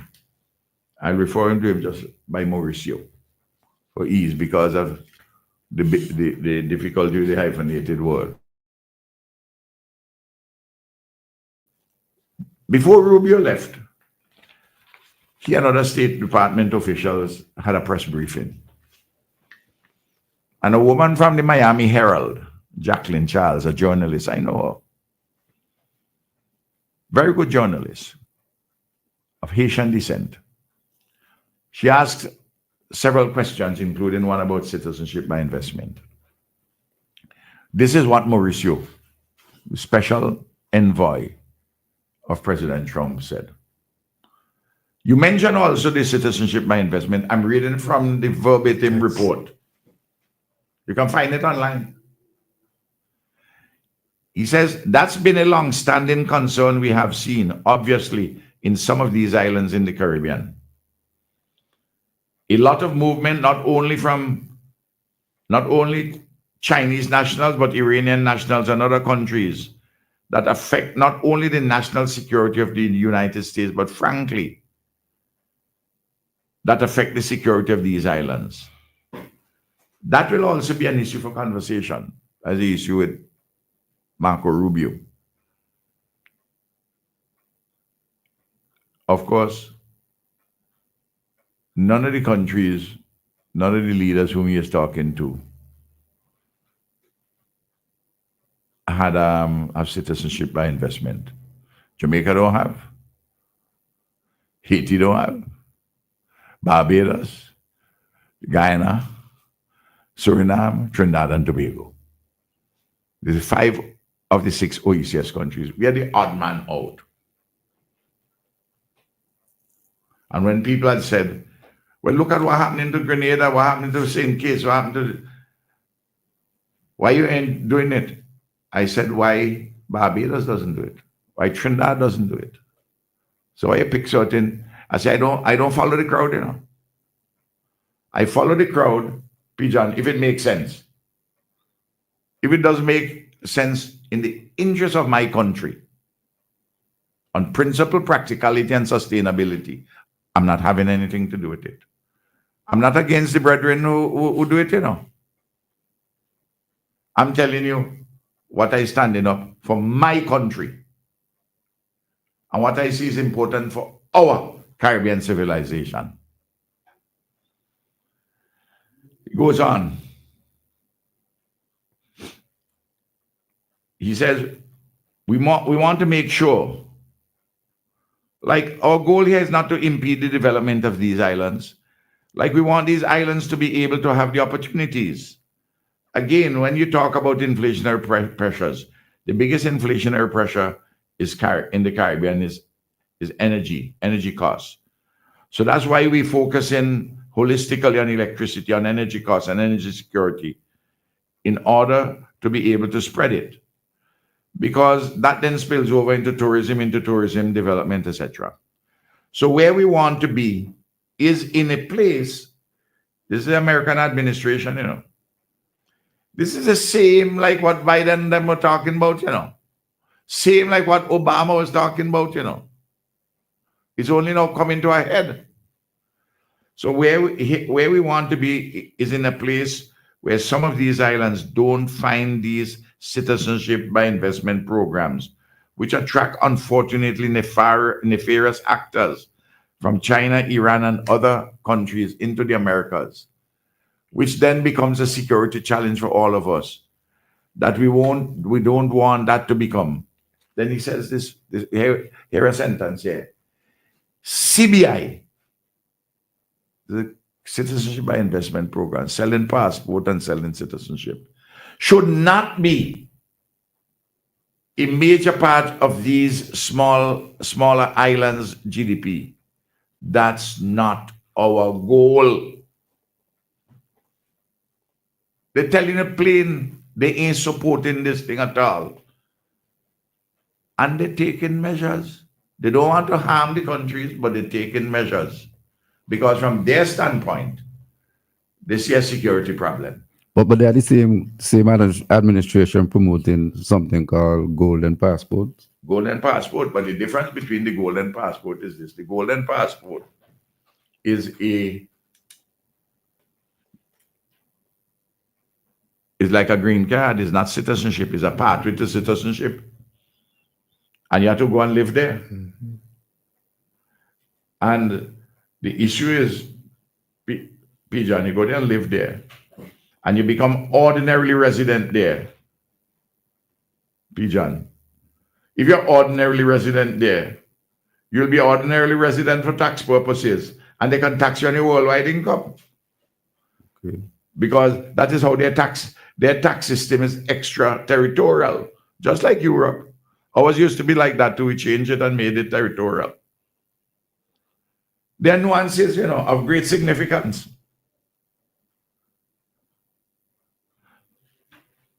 A man may let his son or daughter buy a thing from $1 million and go there to settle because they want the son live there and perhaps have a pathway to citizenship. But they don't want their worldwide income to be taxed.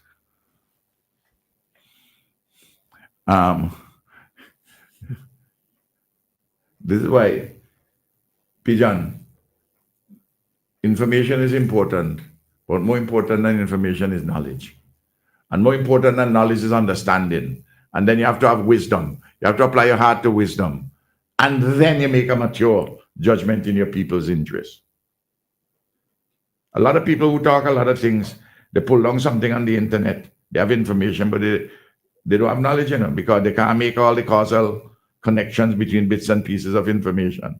And then, even though you have knowledge, they haven't graduated yet to understanding, which would involve a particular level of analysis beyond the causal relationship between two sets of phenomena or two sets of facts.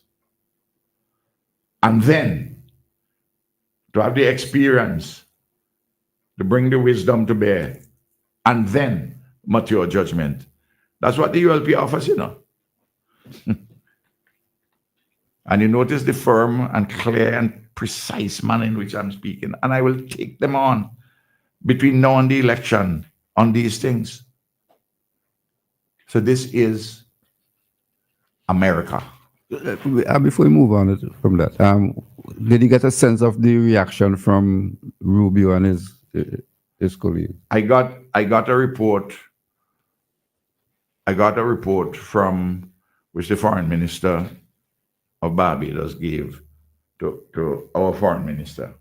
I haven't seen a report from the others yet. We'll have a meeting in not too distant future and we'll get a debriefing.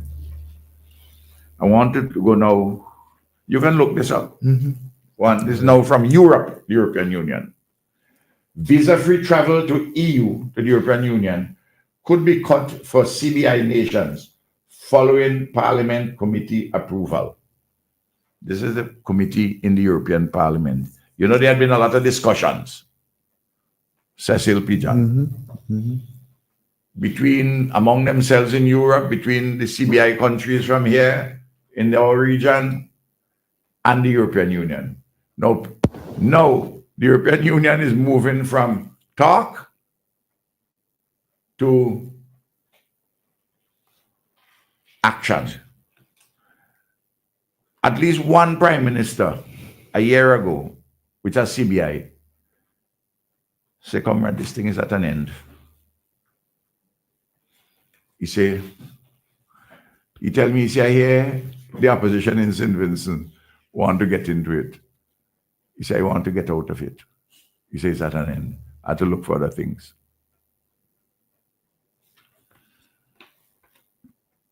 But what is happening in St. Vincent? The passport, the King of Passport and associated persons with that in Switzerland, linked with Chinese companies. We're talking about the Chinese state, Chinese companies and individuals. They bankrolling the NDP, You hear what I'm telling you? Because these fellas have put so much money in the NDP already for over the past 5 elections. This is their last roll of the dice, hoping that it will take another 3-4 years before the news tighten completely and the gambling. Say, well, I don't spend a lot of money. I could spend a little bit more money on them. In any case, it become very personal because Ralph beat them 5 times. They want to have me on their mantelpiece to say, well, because they defeat everybody everywhere except they didn't defeat Ralph and the Unity Labour Party. So they're looking for the last train to San Fernando now. Mhm. Well, the people of St. Vincent and the Grenadines must tell them, you're going to miss this one. You'll never get another one. Last train to San Fernando. No. When you're having a last train, believe me this, Cecil, mark my words, they want to sell us as many as fast as they can. And they will run into a serious set of trouble. And in the process, they will thief as fast as they can. I'm not throwing any aspersions at anybody. I see a number of people who write in under all kind of pseudonym. I will wager they're either some people coming out from those supporting in Switzerland, or some Chinese people, or local lawyers, local accountants, and wannabe agents who see an opportunity to make a killing in the short term. And Ralph and the ULP stand between them. I hope that's what happening, you know. I hope the people of St. Vincent and Grenadines understanding what I'm saying.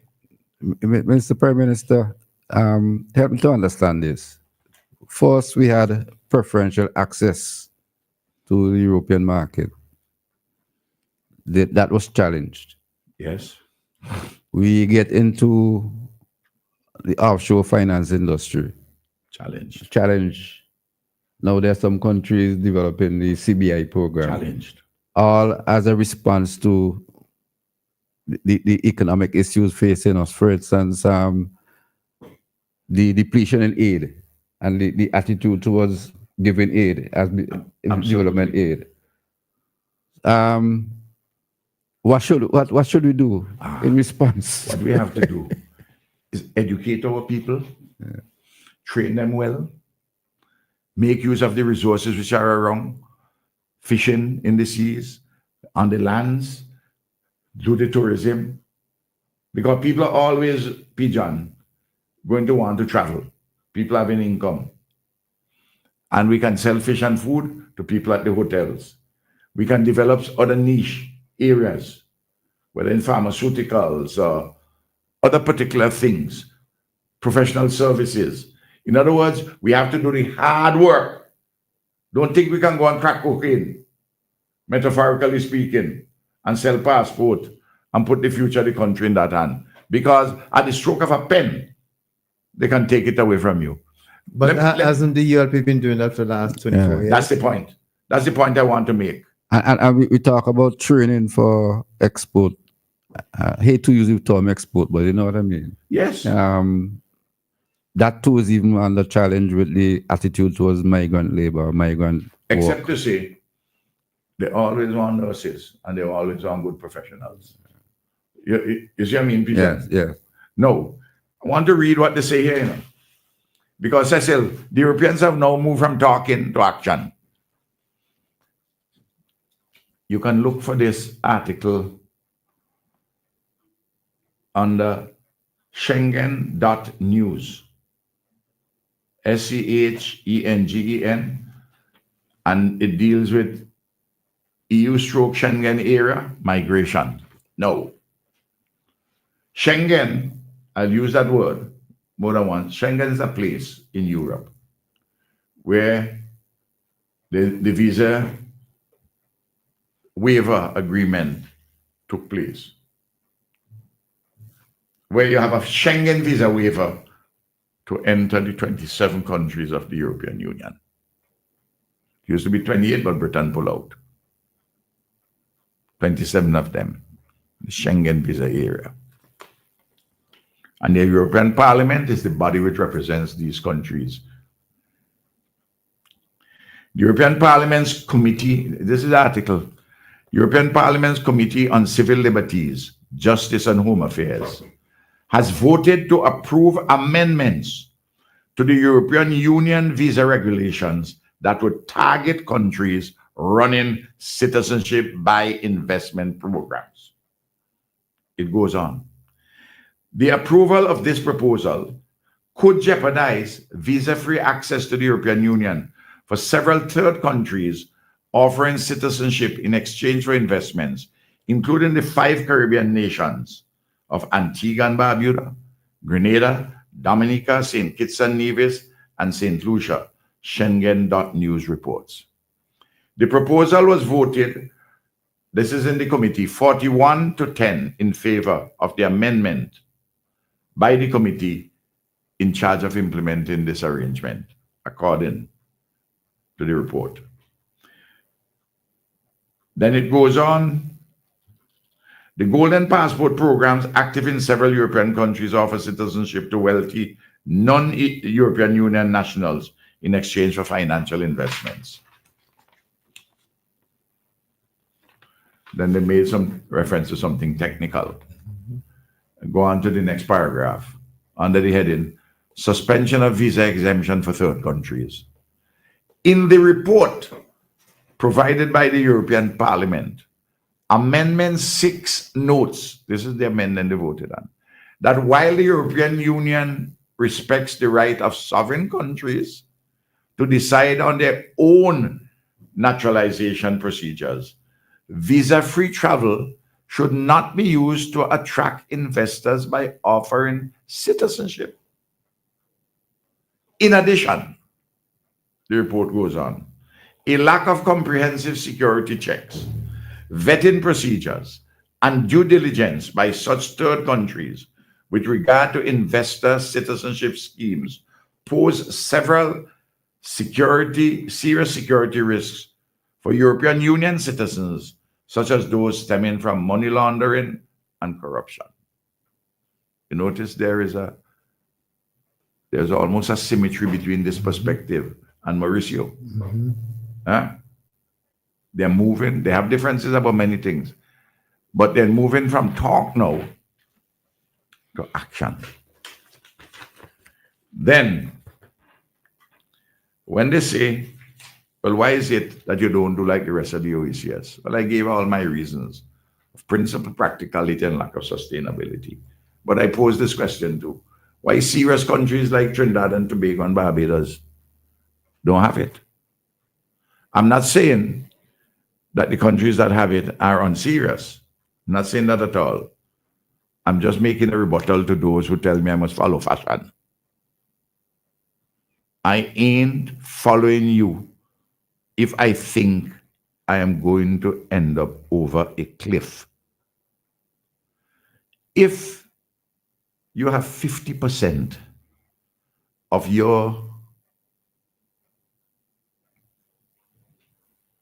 revenues from CBI, from selling passport and citizenship,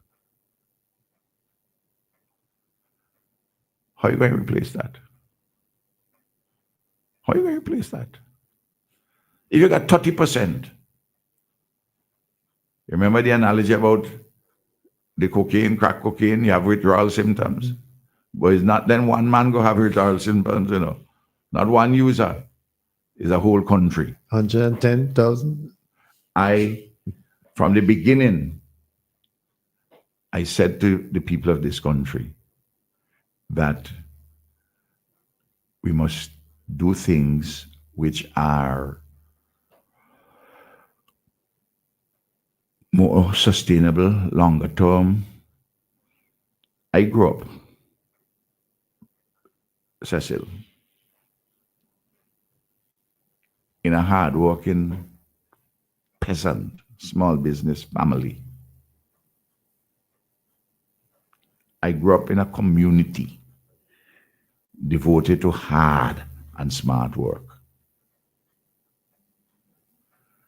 That is the way you make a sustainable living.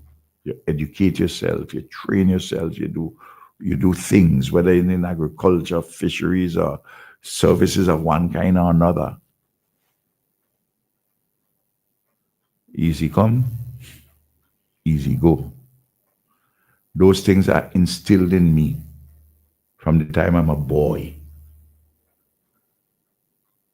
And I read and study the selling of passports and citizenship. Maybe sections of the urban petty bourgeoisie think they're clever more than other people. You have to have connection with real people. Not just at a funeral. You have to have a real connection, ongoing. And you have to feel their pain and you have to know what they're thinking. And one of the gifts that Almighty God has given to me, and because of my socialization, the way I've grown up, I know how people thinking in the countryside, hardworking people. I know how the hardworking people in the city thinking, the working people, people trying to make a living. And I know all of their pressures in a small island country like ours with limited resources. But don't tell me that I must trade sensible, hard, and smart work for the mirage of selling passports and citizenship and to abandon Taiwan. If China says tomorrow, today, if I get a letter from them saying, we are dropping our objection that in order for us to establish diplomatic relations, you no longer have to break with Taiwan. I'll agree, I will have diplomatic relations with them tomorrow. But you can't tell me who I must have relations with. I have a friend since 1981, and we're doing good work together. I'm talking Taiwan. You want me to cast them aside? A big country like the United States and European countries could afford to do that because China, mainland China is 1.4 billion people. And I respect the mainland China and the Chinese civilization. But I insist that you can have more than one legitimate political expression organized as a state coming out of a civilization. It doesn't have to be one. And I don't like bullies from the West, and I don't like bullies from the East. I don't like them from the North. I don't like them from the South. And I'm looking forward for the interests of St. Vincent and the Grenadines. And if you notice the way we have worked, at the airport, in building the airport, people are amazed the combination we put together. There is no country which helped us, which we have diplomatic relations with. None of them had diplomatic relations with Taiwan. And Taiwan helped us a lot on the airport. They give us grants and they give us loans. Look at the other 9. Cuba, Venezuela, Mexico, Turkey, Iran under Ahmadinejad, Libya under Gaddafi, Austria, Georgia under Mikhail Saakashvili, Trinidad and Tobago under Patrick Manning. There are several of those countries which I also call. Like Austria didn't have any relation with Libya and with Iran. But we all together in this. We have the skill, we have the mindset and the way to do things for a particular purpose. When I first told Fidel that we have Taiwan in this thing and I want his help, he discussed that with me and I explained to him and he agreed, okay, we'll work along. He said, well, just try to keep us apart. I said, yeah, you go be on the aerodrome. I go have them on the terminal building. When I went to Chavez said, no. I ain't getting involved, Ralph, with a project in which you have Taiwan. I said to him, well, I talked to Fidel, and Fidel, I explained to him. So I said, well, Fidel guy explained that to me. Fidel talked to him. And then Fidel talked to him alone.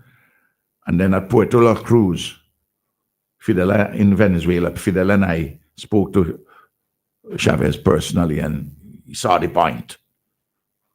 The older revolutionary was prepared to make the compromise, the younger one less so, but fell in line. He was a sensible man. I'm talking about Chavez. Of course, I went to several other countries. They said no, and I put that together, and I want the people to remember this.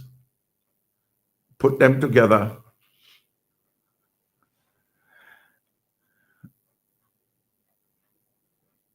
Cecil,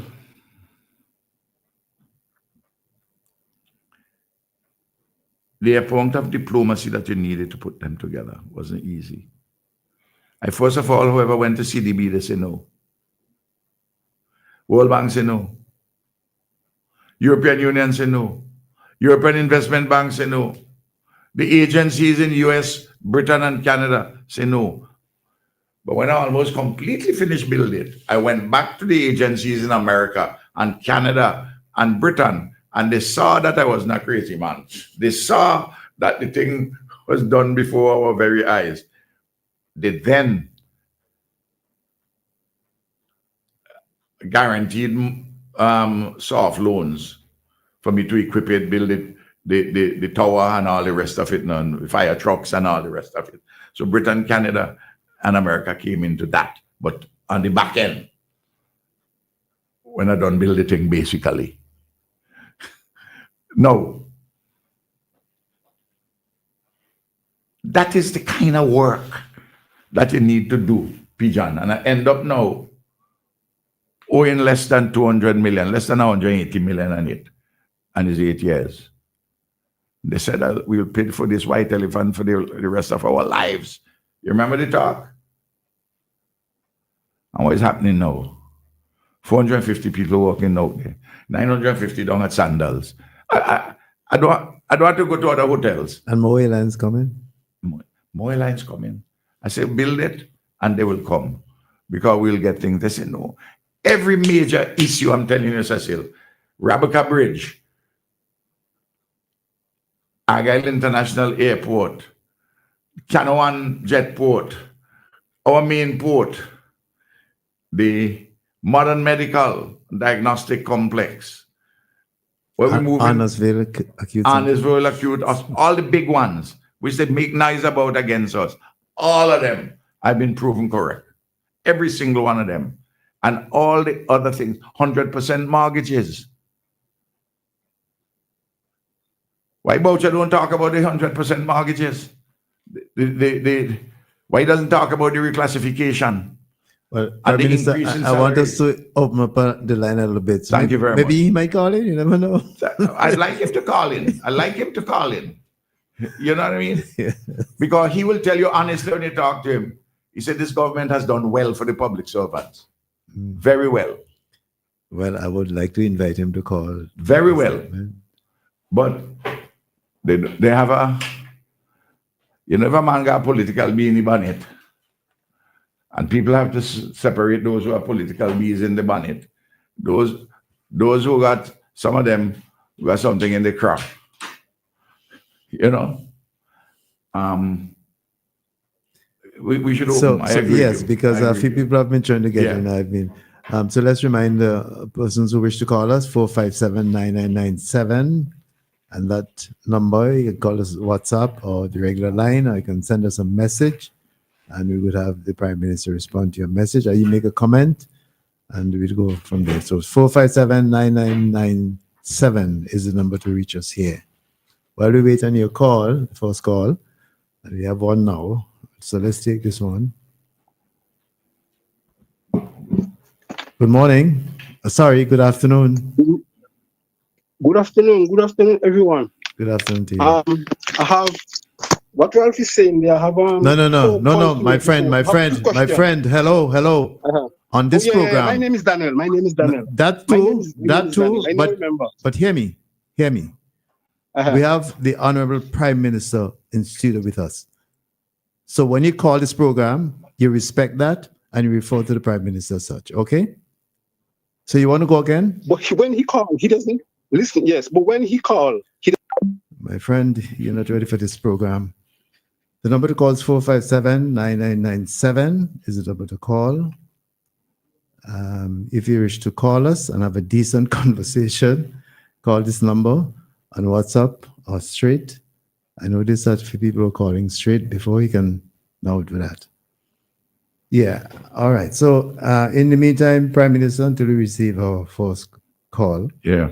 But I hope Daniel, whoever he is, call back. Well, I hope so. He had to observe the protocol. Well, you run your program. Yes. I mean, you have to know. Yes, there are other areas which we haven't spoken about. Sports, culture, the phenomenal progress we have made in this. We have a call here. Oh, just missed that one. And there's another one. I think it's the same gentleman. Yes. Good afternoon. Welcome to the program again. yes, but Cecil, you shouldn't cut me off when it's He's not ready. I'm sorry. And I'm not going to allow that. Good afternoon. Welcome to the program. Good afternoon. Yeah, good evening. Good afternoon. Yeah, good evening. Good day. You Good hear me day. there? We are hearing you. If you just... Okay. Yeah, Bunga Shak, yeah. Greetings to the Honorable Prime Minister, Comrade Pijan, and I miss Joel. I hope he pulled through whatever he's going through. It's just a small thing he said. He's taking some rest today. All right, so we move on from there because we don't have a lot of time. Yeah.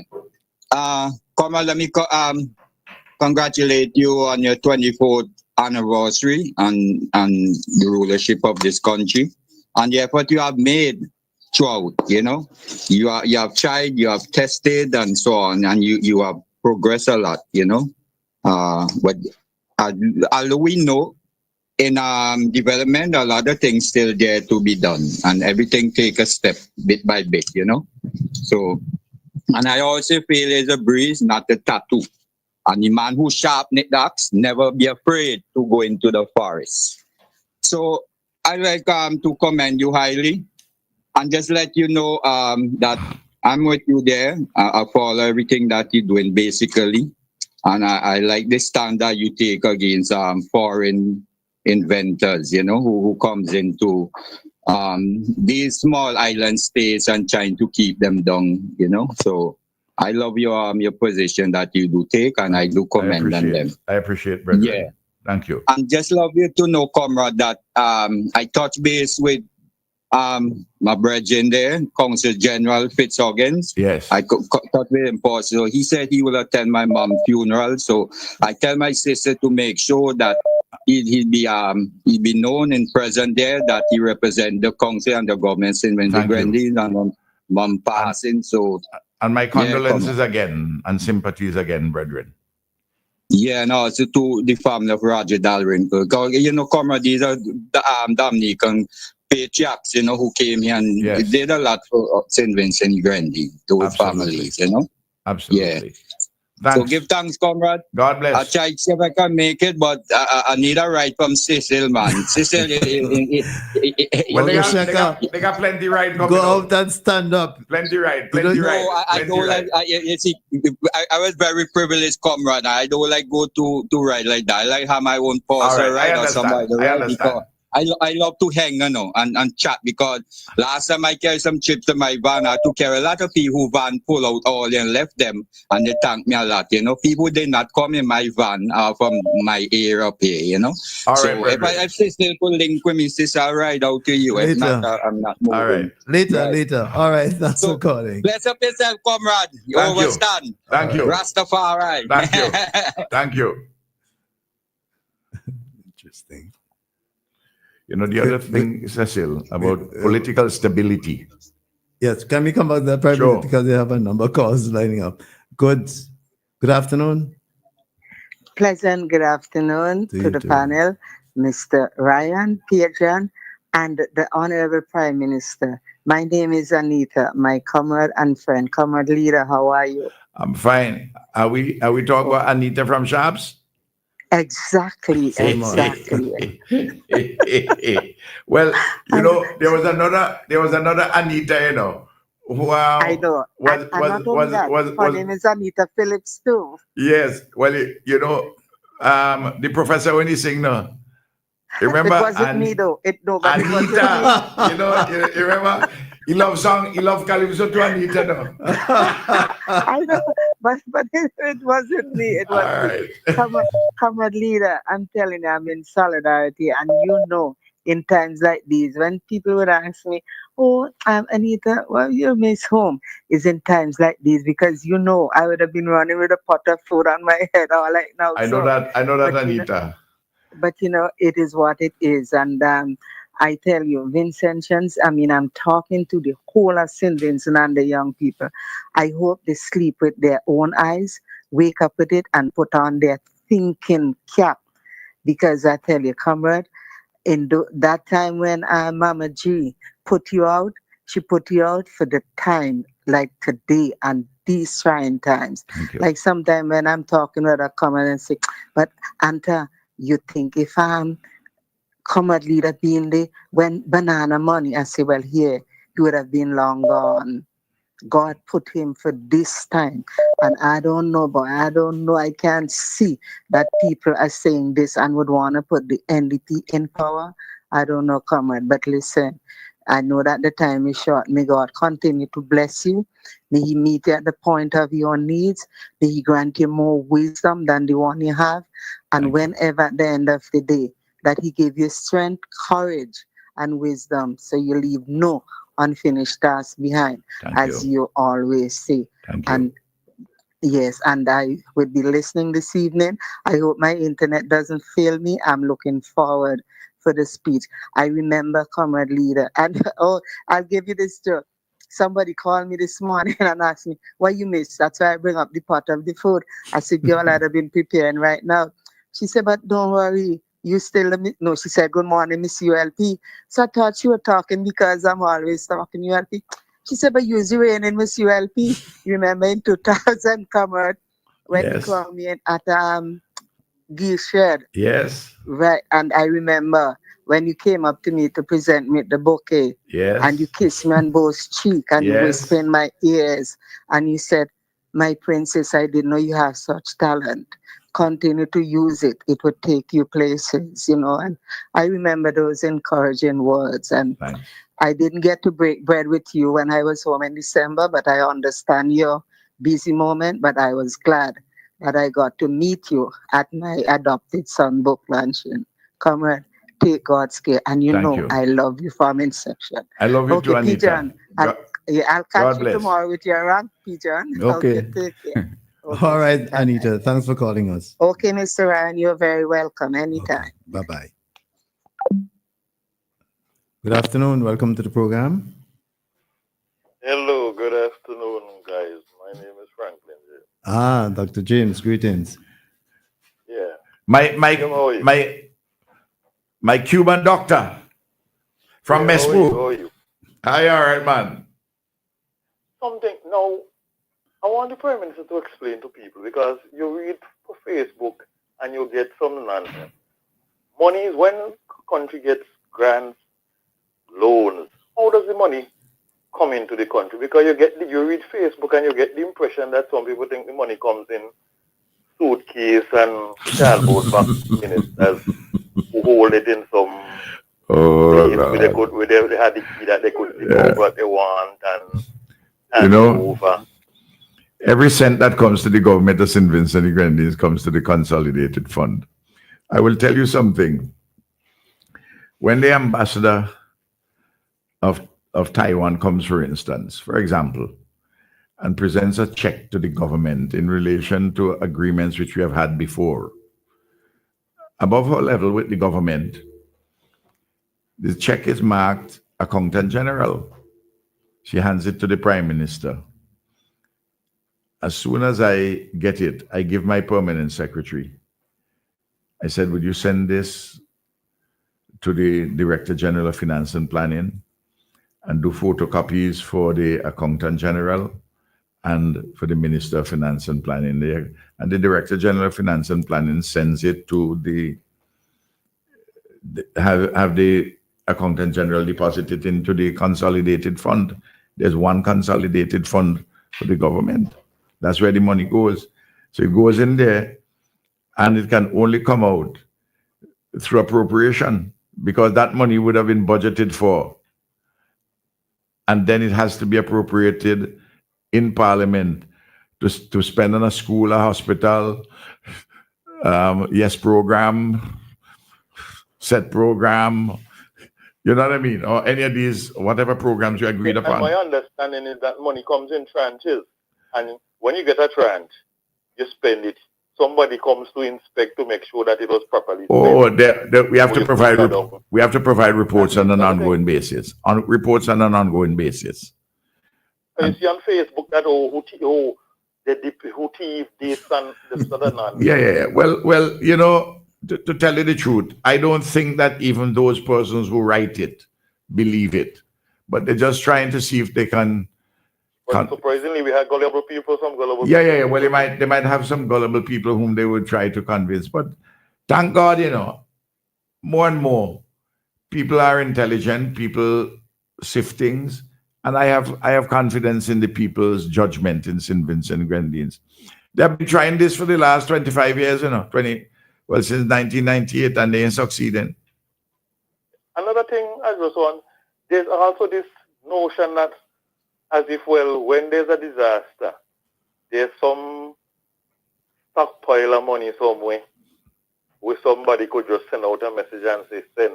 So you hear the people talking about COVID money come and suffering money and burial money. Listen. As if, well, there's some stockpile of money somewhere that you could just send and say, listen to me.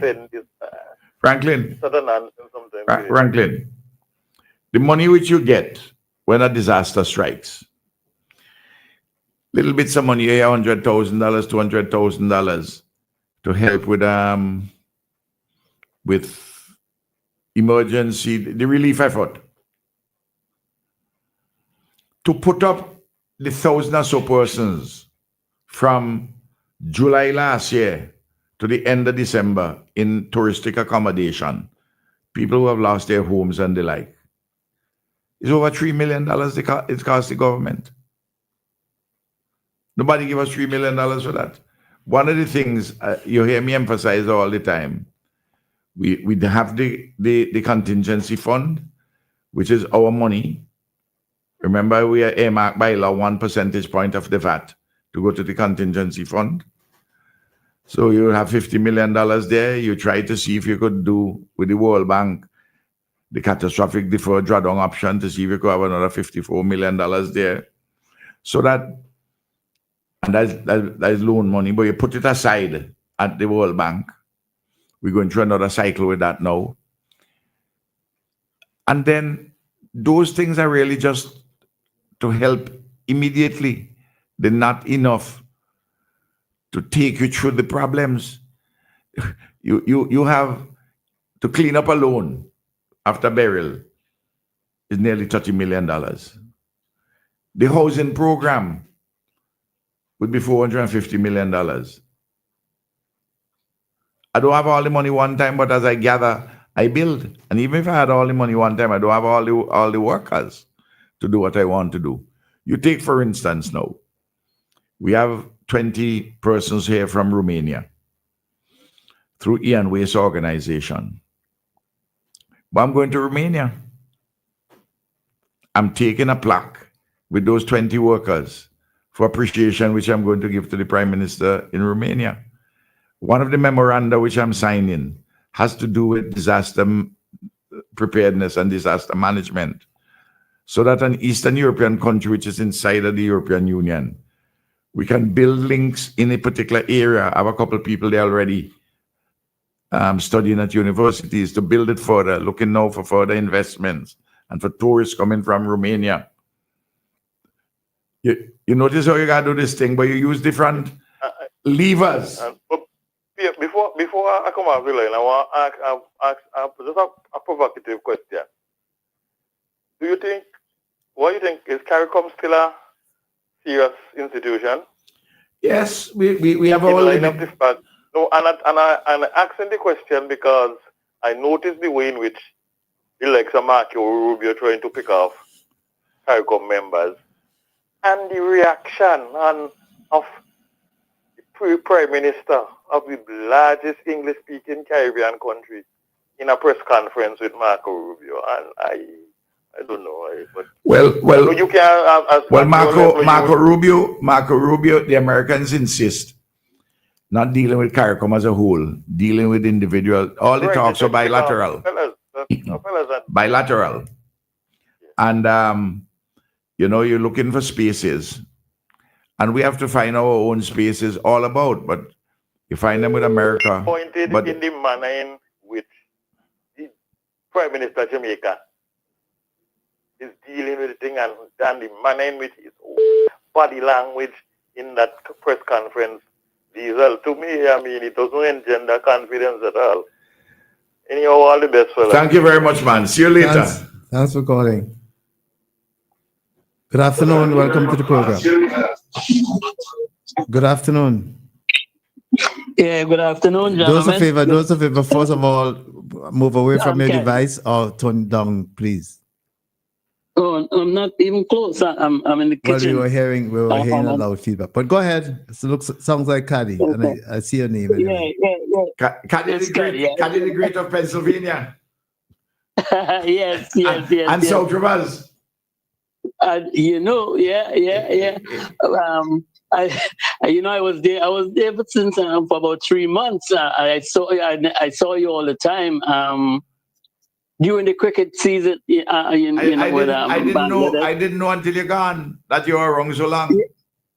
Yes, but I made a mistake. I came back too early, but I'll be back. I'm sure I'll be back by maybe June, July, anywhere around there, because I have some business to fix up there. Anyway, all I'm saying is, you're not saying it, but I can feel it. There would be a lot of coming up this election. I don't know when. You're the only one who can call it. But there's a lot. You're not saying it, but a lot of surprises to these people, the opposition, who sit down and thought they have things secured. And trust me, they're going to get a whipping this election. You hear? They're going to get a whipping here, Caddy. Look, I just outlined to the people of St. Vincent and Grenadines. There are two major calling cards. They're big ticket items. To sell passport and citizenship, that's in tatters. And to change from Taiwan to China, that also is in tatters. Yeah. I noticed a little thing that what they're doing lately now too. They're going around and picking out some places where grass and little things and putting it up on Facebook and showing people how terrible the roads are, or some things that's blowing down by these tents. Caddy, the people in St. Vincent and the Grenadines know what is background noise and what is the real lyrics and the real tune. They know what is a sideshow and they know what is the main event. I mean, exactly. It is that kind of a foolishness which will even turn more people against them, because some of their own supporters say, well, boy, I think the Ralph them, they're so long. I think we might have a stand a chance this time. But Friday's weak. Exactly. He's lazy. They ain't got no policies. They ain't got no program. He can't control Leacock and Cummins and Bramble and even Israel Bruce. It's pure confusion they have. They got no plan, nothing. And the people are right. The people are right. So that the people make a difference, distinction between background noise and the real tune, the real song, and they make a difference between the sideshow and the main event. People ain't notice, you know. Listen, you see the Southern Grenadines that they hold on to, and even and I know you might not agree with me, but that Central Kingston would have a surprise for them too. You know, trust me on that. Leacock does not deserve to be returned to office because Leacock is too mercurial. His judgment is highly flawed about a range of things. And it's all paraded before the public, and he blows a lot of noise.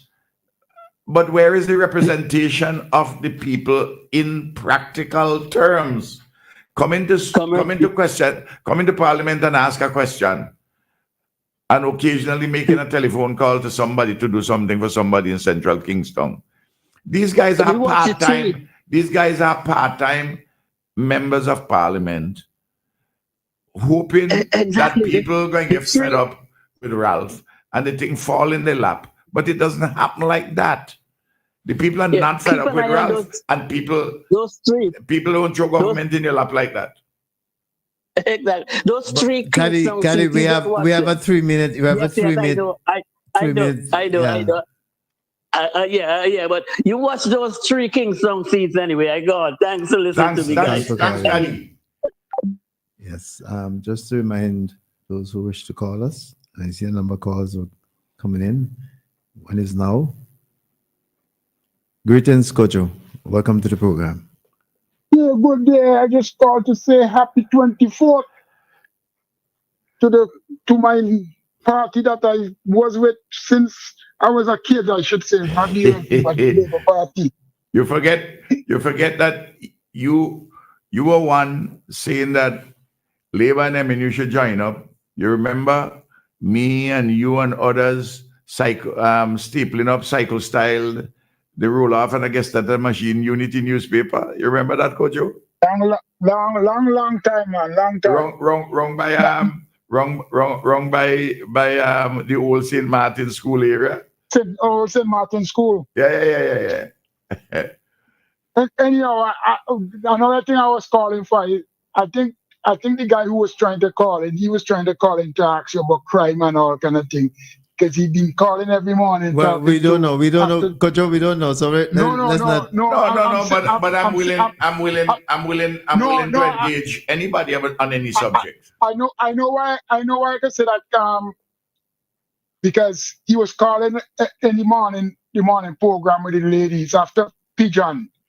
I think Pigeon made 2 rants that he came in and talked about. I think one is about where the money that the political parties get and how they spend it and where they come from. They should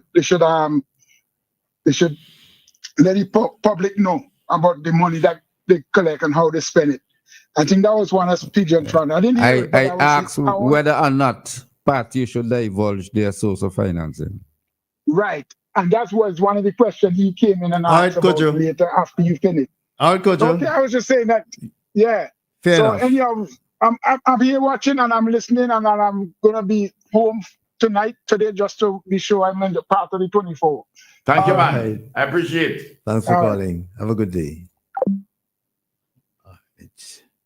Yeah, so okay, we have another call here, Prime Minister. Good afternoon. Welcome to the program. Good evening. I'm just calling in. Good evening to you, Prime Minister. Good and evening. To the good afternoon. There. Okay.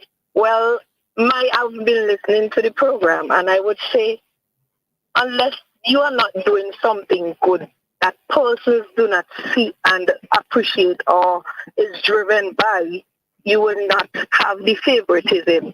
Not everyone will like what you're doing for the benefit of your country or for yourself. Yes, there are pros and cons concerning it. And you have to know what is best for a country. You can't let people dictate your pace. I am a businesswoman, and if I let every customer comes in and dictate my business, it's better as well I give the customer. Am I not correct?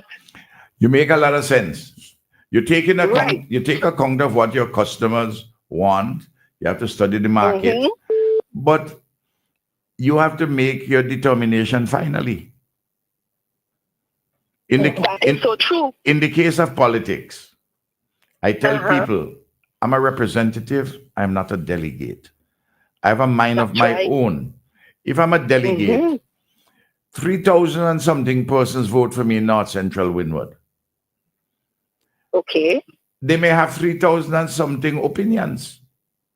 That's right. How am I going to be a delegate? Some of them are contrary to each other. How am I going to be a delegate? So to implement each of their contrary opinions, I have to be a representative. I listen to them and I distilled things and had to shape it into public policy, then put it in a legal framework, get the funding for it, and so on and so forth. That's right. And that is so true. If there would there may be someone who would vote for me who may say that, man, try to sell the passport. No, you might get some money there. And I'll say, well, my brother, I hear you, but I don't agree with you. But that's right. You'd agree with me with nine out of the other 10 things which are of concern to him. And he say he voted Ralph. So of course, the thing becomes complicated, and you have as a representative to distill the what is coming from the electorate. And in my case as leader, I have to listen to the whole country. But at the same time, I have to bring to bear my judgment. Because if you don't want my judgment, may as well you get a robot. Of course, and you have to be firm at times. But what I'm saying also, if you don't know what the country wants, as might as well you give up the seat too. But if you know what the country wants and you listen to the people of the country first, you have to listen. You have to be a keen listener, not for self and say, oh, I want to get in and I will do this. But what are you doing to say that when you get in, what would you put before us? I'm not a politician. I don't speak politics. But when you look at the other party, they have not even put forward a young individual to say, okay, let somebody understudy me because I am transitioning out and I could teach them what I know or teach them some things so that when they come in, they could be able to know how to handle. They're not doing that. If Friday were to be voted into office, he would be the oldest person by far to have been elected first to the office of Prime Minister. James Mitchell, Milton Cato was in his early 50s. James Mitchell, Eustace, myself. Friday gone past 65 to start the job. When you gone past 65, you have a different thing that if you're inside of it to continue it when you're 65. Different story. So that's true, because that is what I'm saying. You need to have, you're saying you're for the young people. And if I am a young individual, have a business for umpteen years, I would have sent myself to university from my business. And if I was not able to do that, let's say I just came out of school and I need a work and I started a business and I go to a representative and I put my case before them, I will go with the one who will help me. If I go to somebody who cannot help me, why am I going to sit with you? You cannot help me in my future endeavors, what I need to understand, or even give me a help. You as Prime Minister may not give all the help for young people, but you have a stepping stone whereby you say, hey, step on this stone, and I'm helping you in this way. And then it is onus on you to go forward. I will tell you, young people are interested in education. They're interested in getting a piece of land for their house. Young people are interested in a job. They're interested in sports. They're interested in culture. They're interested in targeted, specific interventions. And my government has provided all of those things and everything. More. And more. That's right. All right, we have a limit, and you've gone way beyond. So we have. I know, but I am just saying, PM, you're doing a good work. Thank you. Yes, there will always be pros and cons. But you will have to stand ground and know what and how you stand for it. And thank you for calling us today. Okay, have a good day. Okay. Yes, the line is busy today. Good afternoon. Welcome to the program. Hello. Good afternoon. Mr. Prime Minister, good morning, sir. Morning. Yes, after 24 years, Well, you mean to say afternoon, yes, really. you're still waiting on a plan? Step Yeah, in, no plan step yet? in, step in. I'm sure this is step in, isn't it? Yes, Yeah. step in. Yeah, you're always violating our rules. But go ahead. I recognize you. You're all right. Yeah, violating the rule as well. That's all right. Go ahead. Yeah, asking the Prime Minister if he ended being after 24 years, there are no plan yet, and then everything that they say, when you don't do this, you're gonna get work. How will you stop it that everything that you do, and they don't want they don't want them, but no thing that you do, they say they're gonna make their work. OD, WAP, this, that, Well- is that a form of political? Well, the Location or some kind the of airport- that some kind of thing you understand we're doing in life. the airport So, working. so happy. All right, step in. The airport working fine. The point is this. Prime Minister, let me take Sure. this call so I could get rid of that.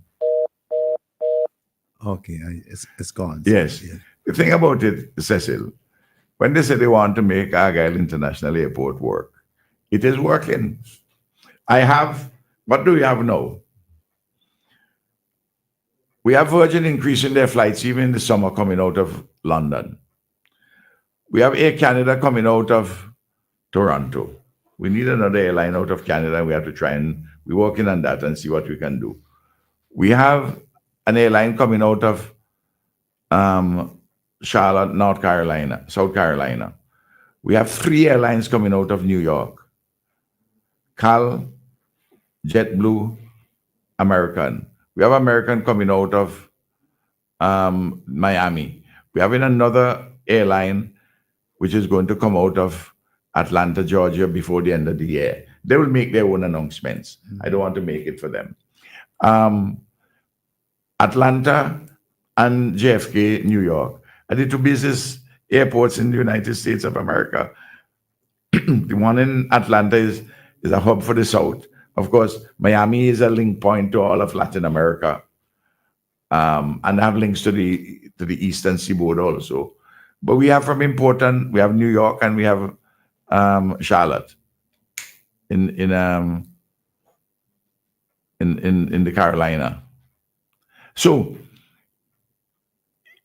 the major source markets, and we are building links with the other airlines. When they talk glibly, they'll make AIA work. They weren't never interested in AIA. They oppose it down to the last. Friday tried to stop the airport from getting opened in February 2017 with some specious nonsense, which the Eastern Caribbean Civil Aviation ignored them about. People must realize Friday is a lightweight. You know, he doesn't know the country. He's a fake. He's weak. Everybody could see lazy, the way he move. You know, his handlers tell him, well, man, listen, you have to be folksy like Ralph. And he tried to go wrong. But people don't pay him anyway where he go, unless he go with 2, 3, 4 people with him. And even so, there is no response. I mean, their own supporters know that. What they coming with?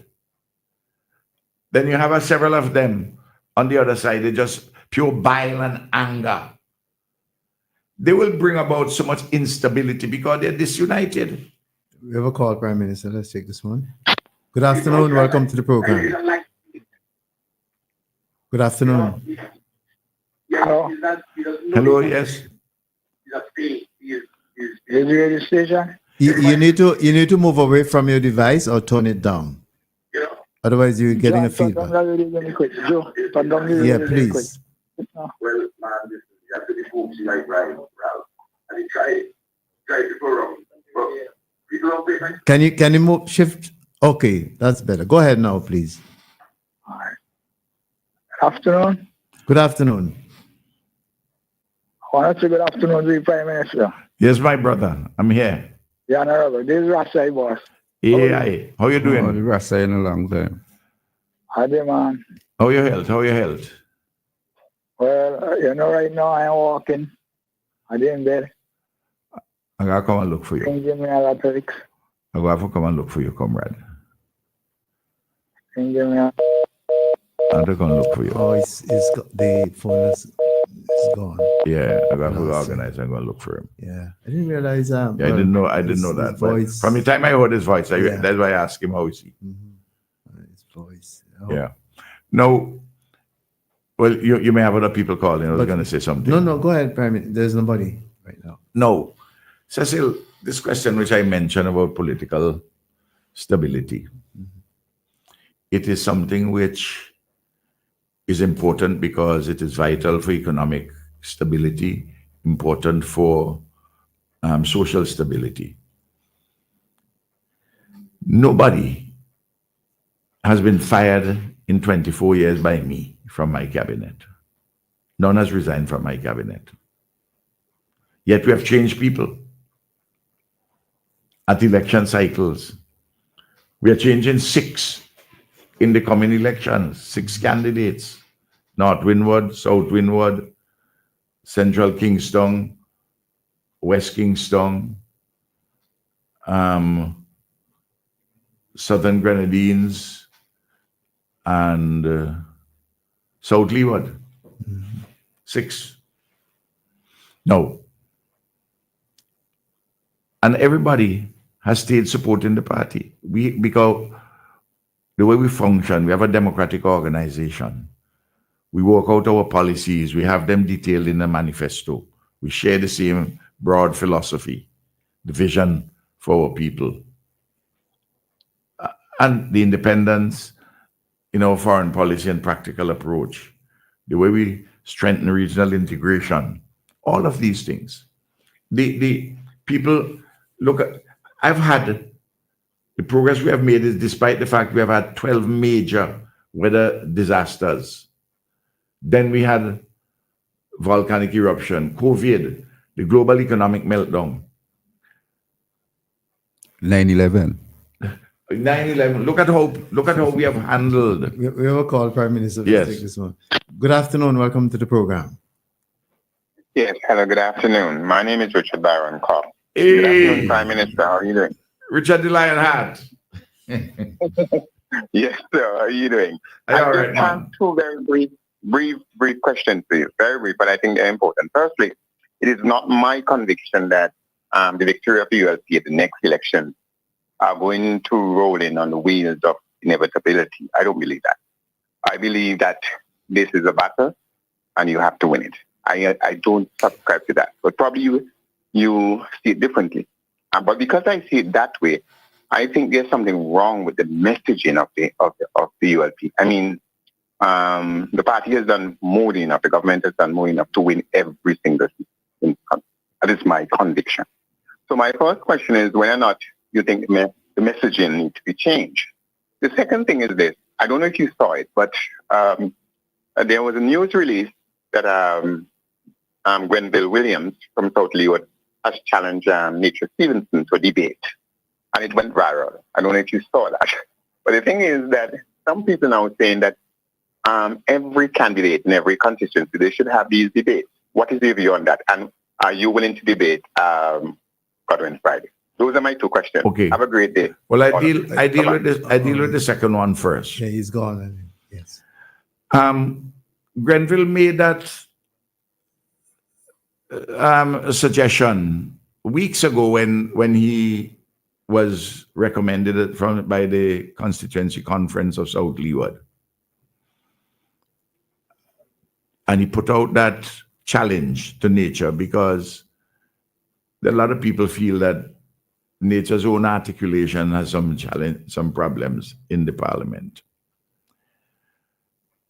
And I said, that is a good idea in the case of South Leeward, but it doesn't necessarily mean that has to be across the board.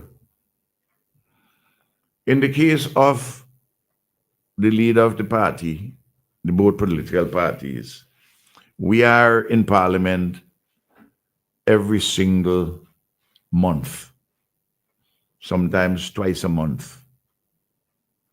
In the case of budget debates, we're there 5 days. And the truth is this, that people see us debating, answering questions, handling issues.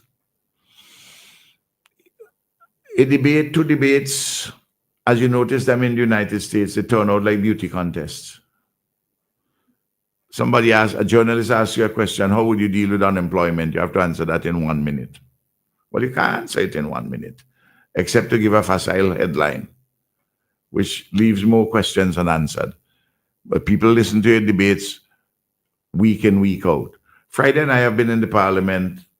I've been there since 1994. He's there since 2001. So we have been there in the parliament for 24 years together. And he has been leader of the opposition for about 7 years.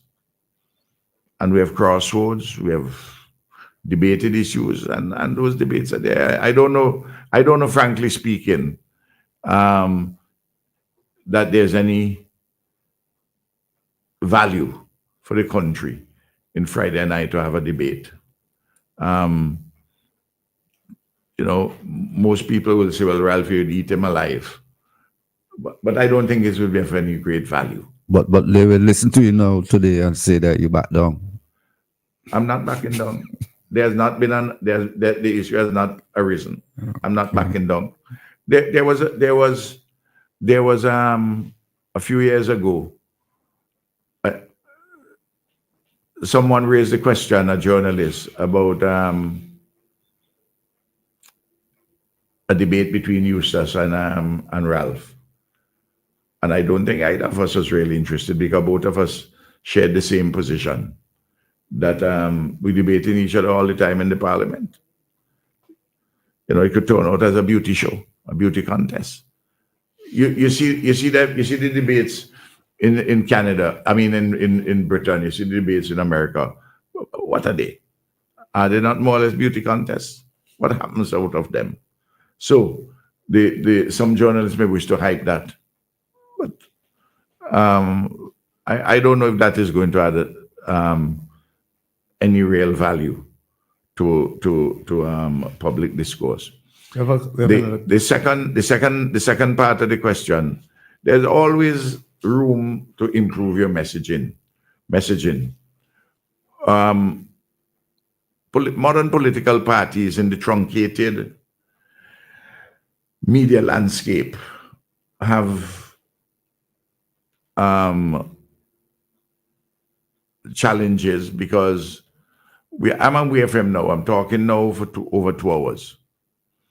I don't know what's the number of persons who are listening, but it would be a slice of the electorate. It will be. Yeah. But there are people who will not hear me today. In the days when you had only one radio station, because there are people who are listening to other radio stations at the moment as I'm talking.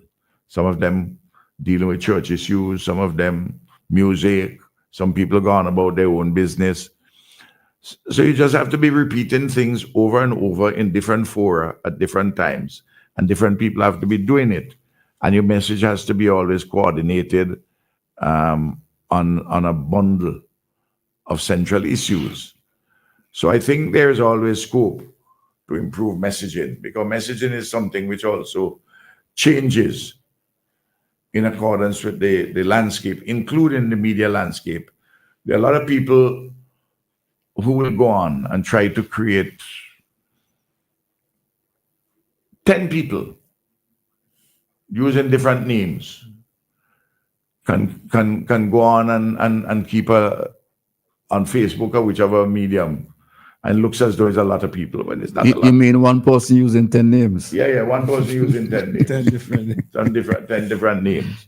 And if you see some of these, I will watch an online publication from St. Vincent. On any story, you can predict the names of at least 4 persons. So you have 4 of them, 5 of them on the same stories, every single story. It's as though it's like they're paid to do it, or maybe one person doing it and variation is this. Richard, I'm telling you, I have a real confidence in people. People are hearing our message, and people are more sensible than a lot of others give credit for. And people know that this government all around has done magnificently well for the last 24 years. And they'll give it another term in office because we have other things which we have to do. We haven't spoken about those so much. We have been retrospective. But there are things, when I began talking about, you can look in the newspapers and see the reflection of government policy. Some of them are things for the present and the future. And I'm sure that the debate will sharpen with other things for the future. But you can see what we have done. And you can see our vision, our philosophy, the economic transformation we have wrought, and building a modern, competitive, many-sided post-colonial economy.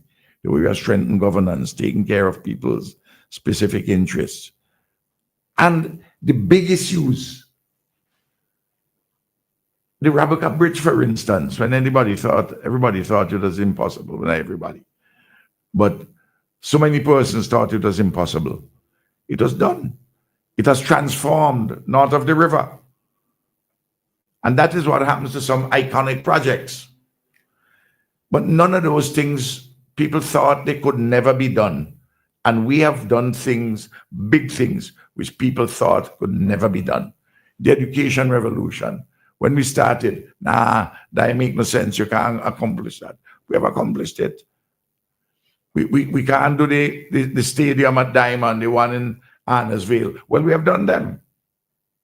And so on and so forth. Somebody sent earlier, Prime Minister, somebody sent us a WhatsApp message saying, "Good morning, all. Please remind the PM that this year, children from over the river that were born in 2007, when the Raboka Bridge was built, are turning 18 this year.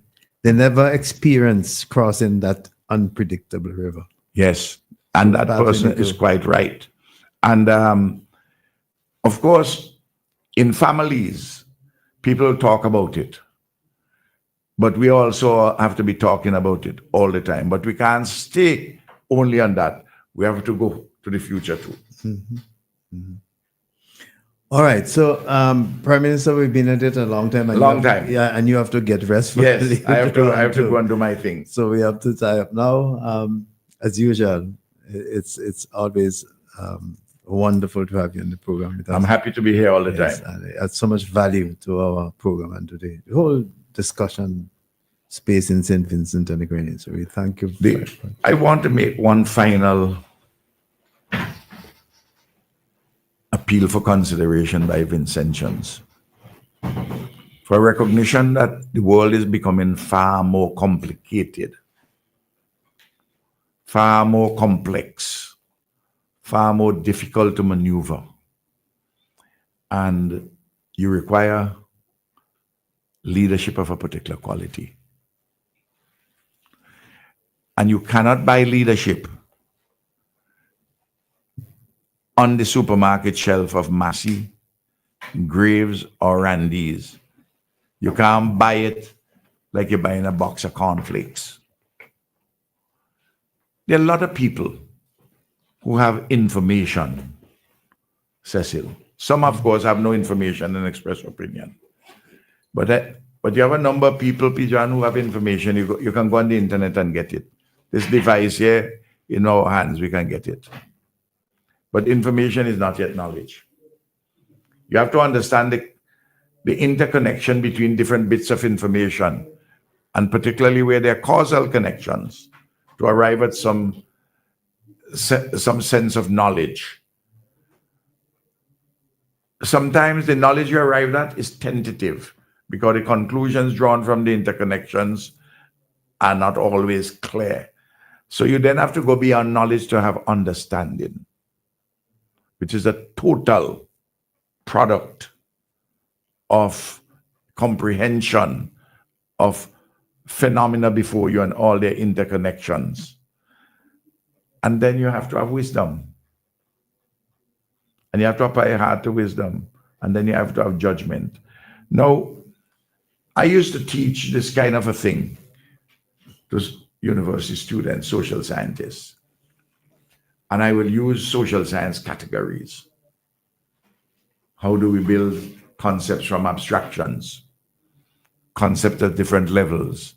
How we build hypotheses. How we test them to arrive at theories, which are causal relationship between phenomena. Are these theories in the social sciences, you can replicate them with any test like you can do it in the natural sciences and so on and so forth.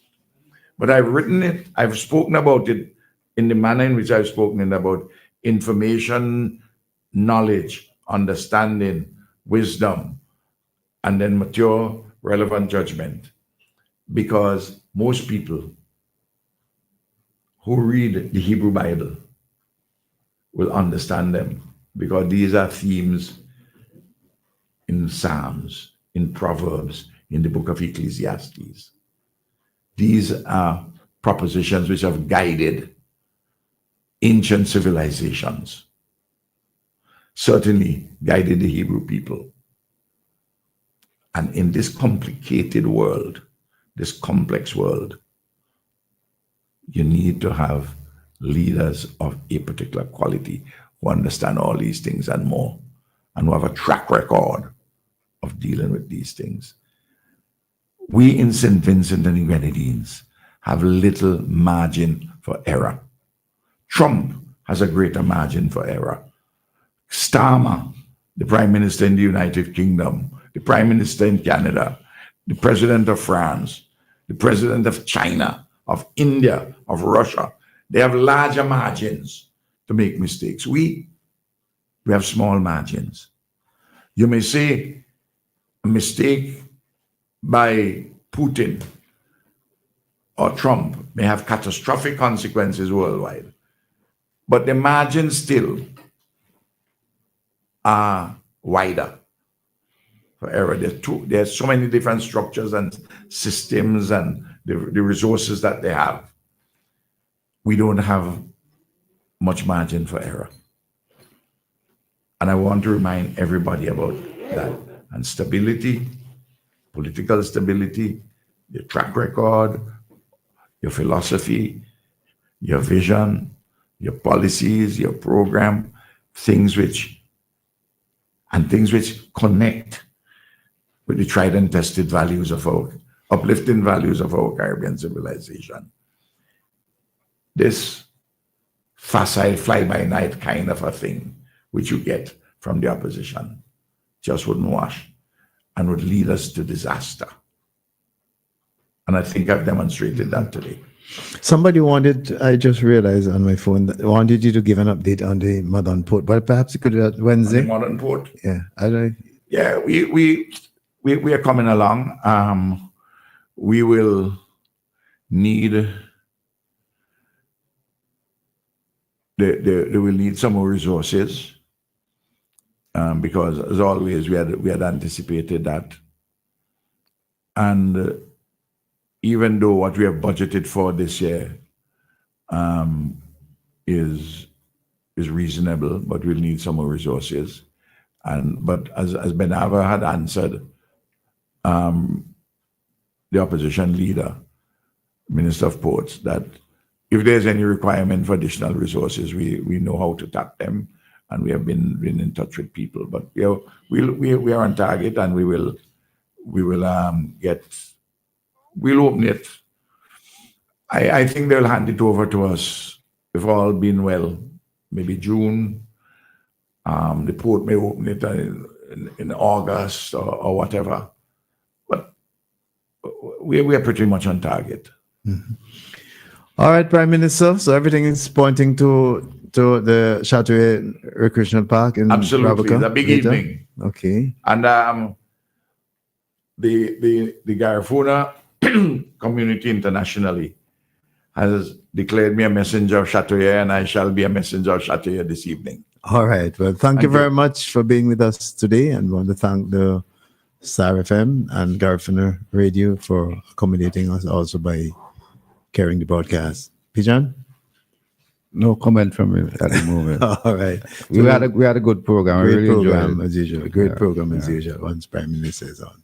So again, thank you all of you who listen, follow the program. Thank you very much. Thanks to management for not getting angry because we took the extra time. And Karen, thanks as well.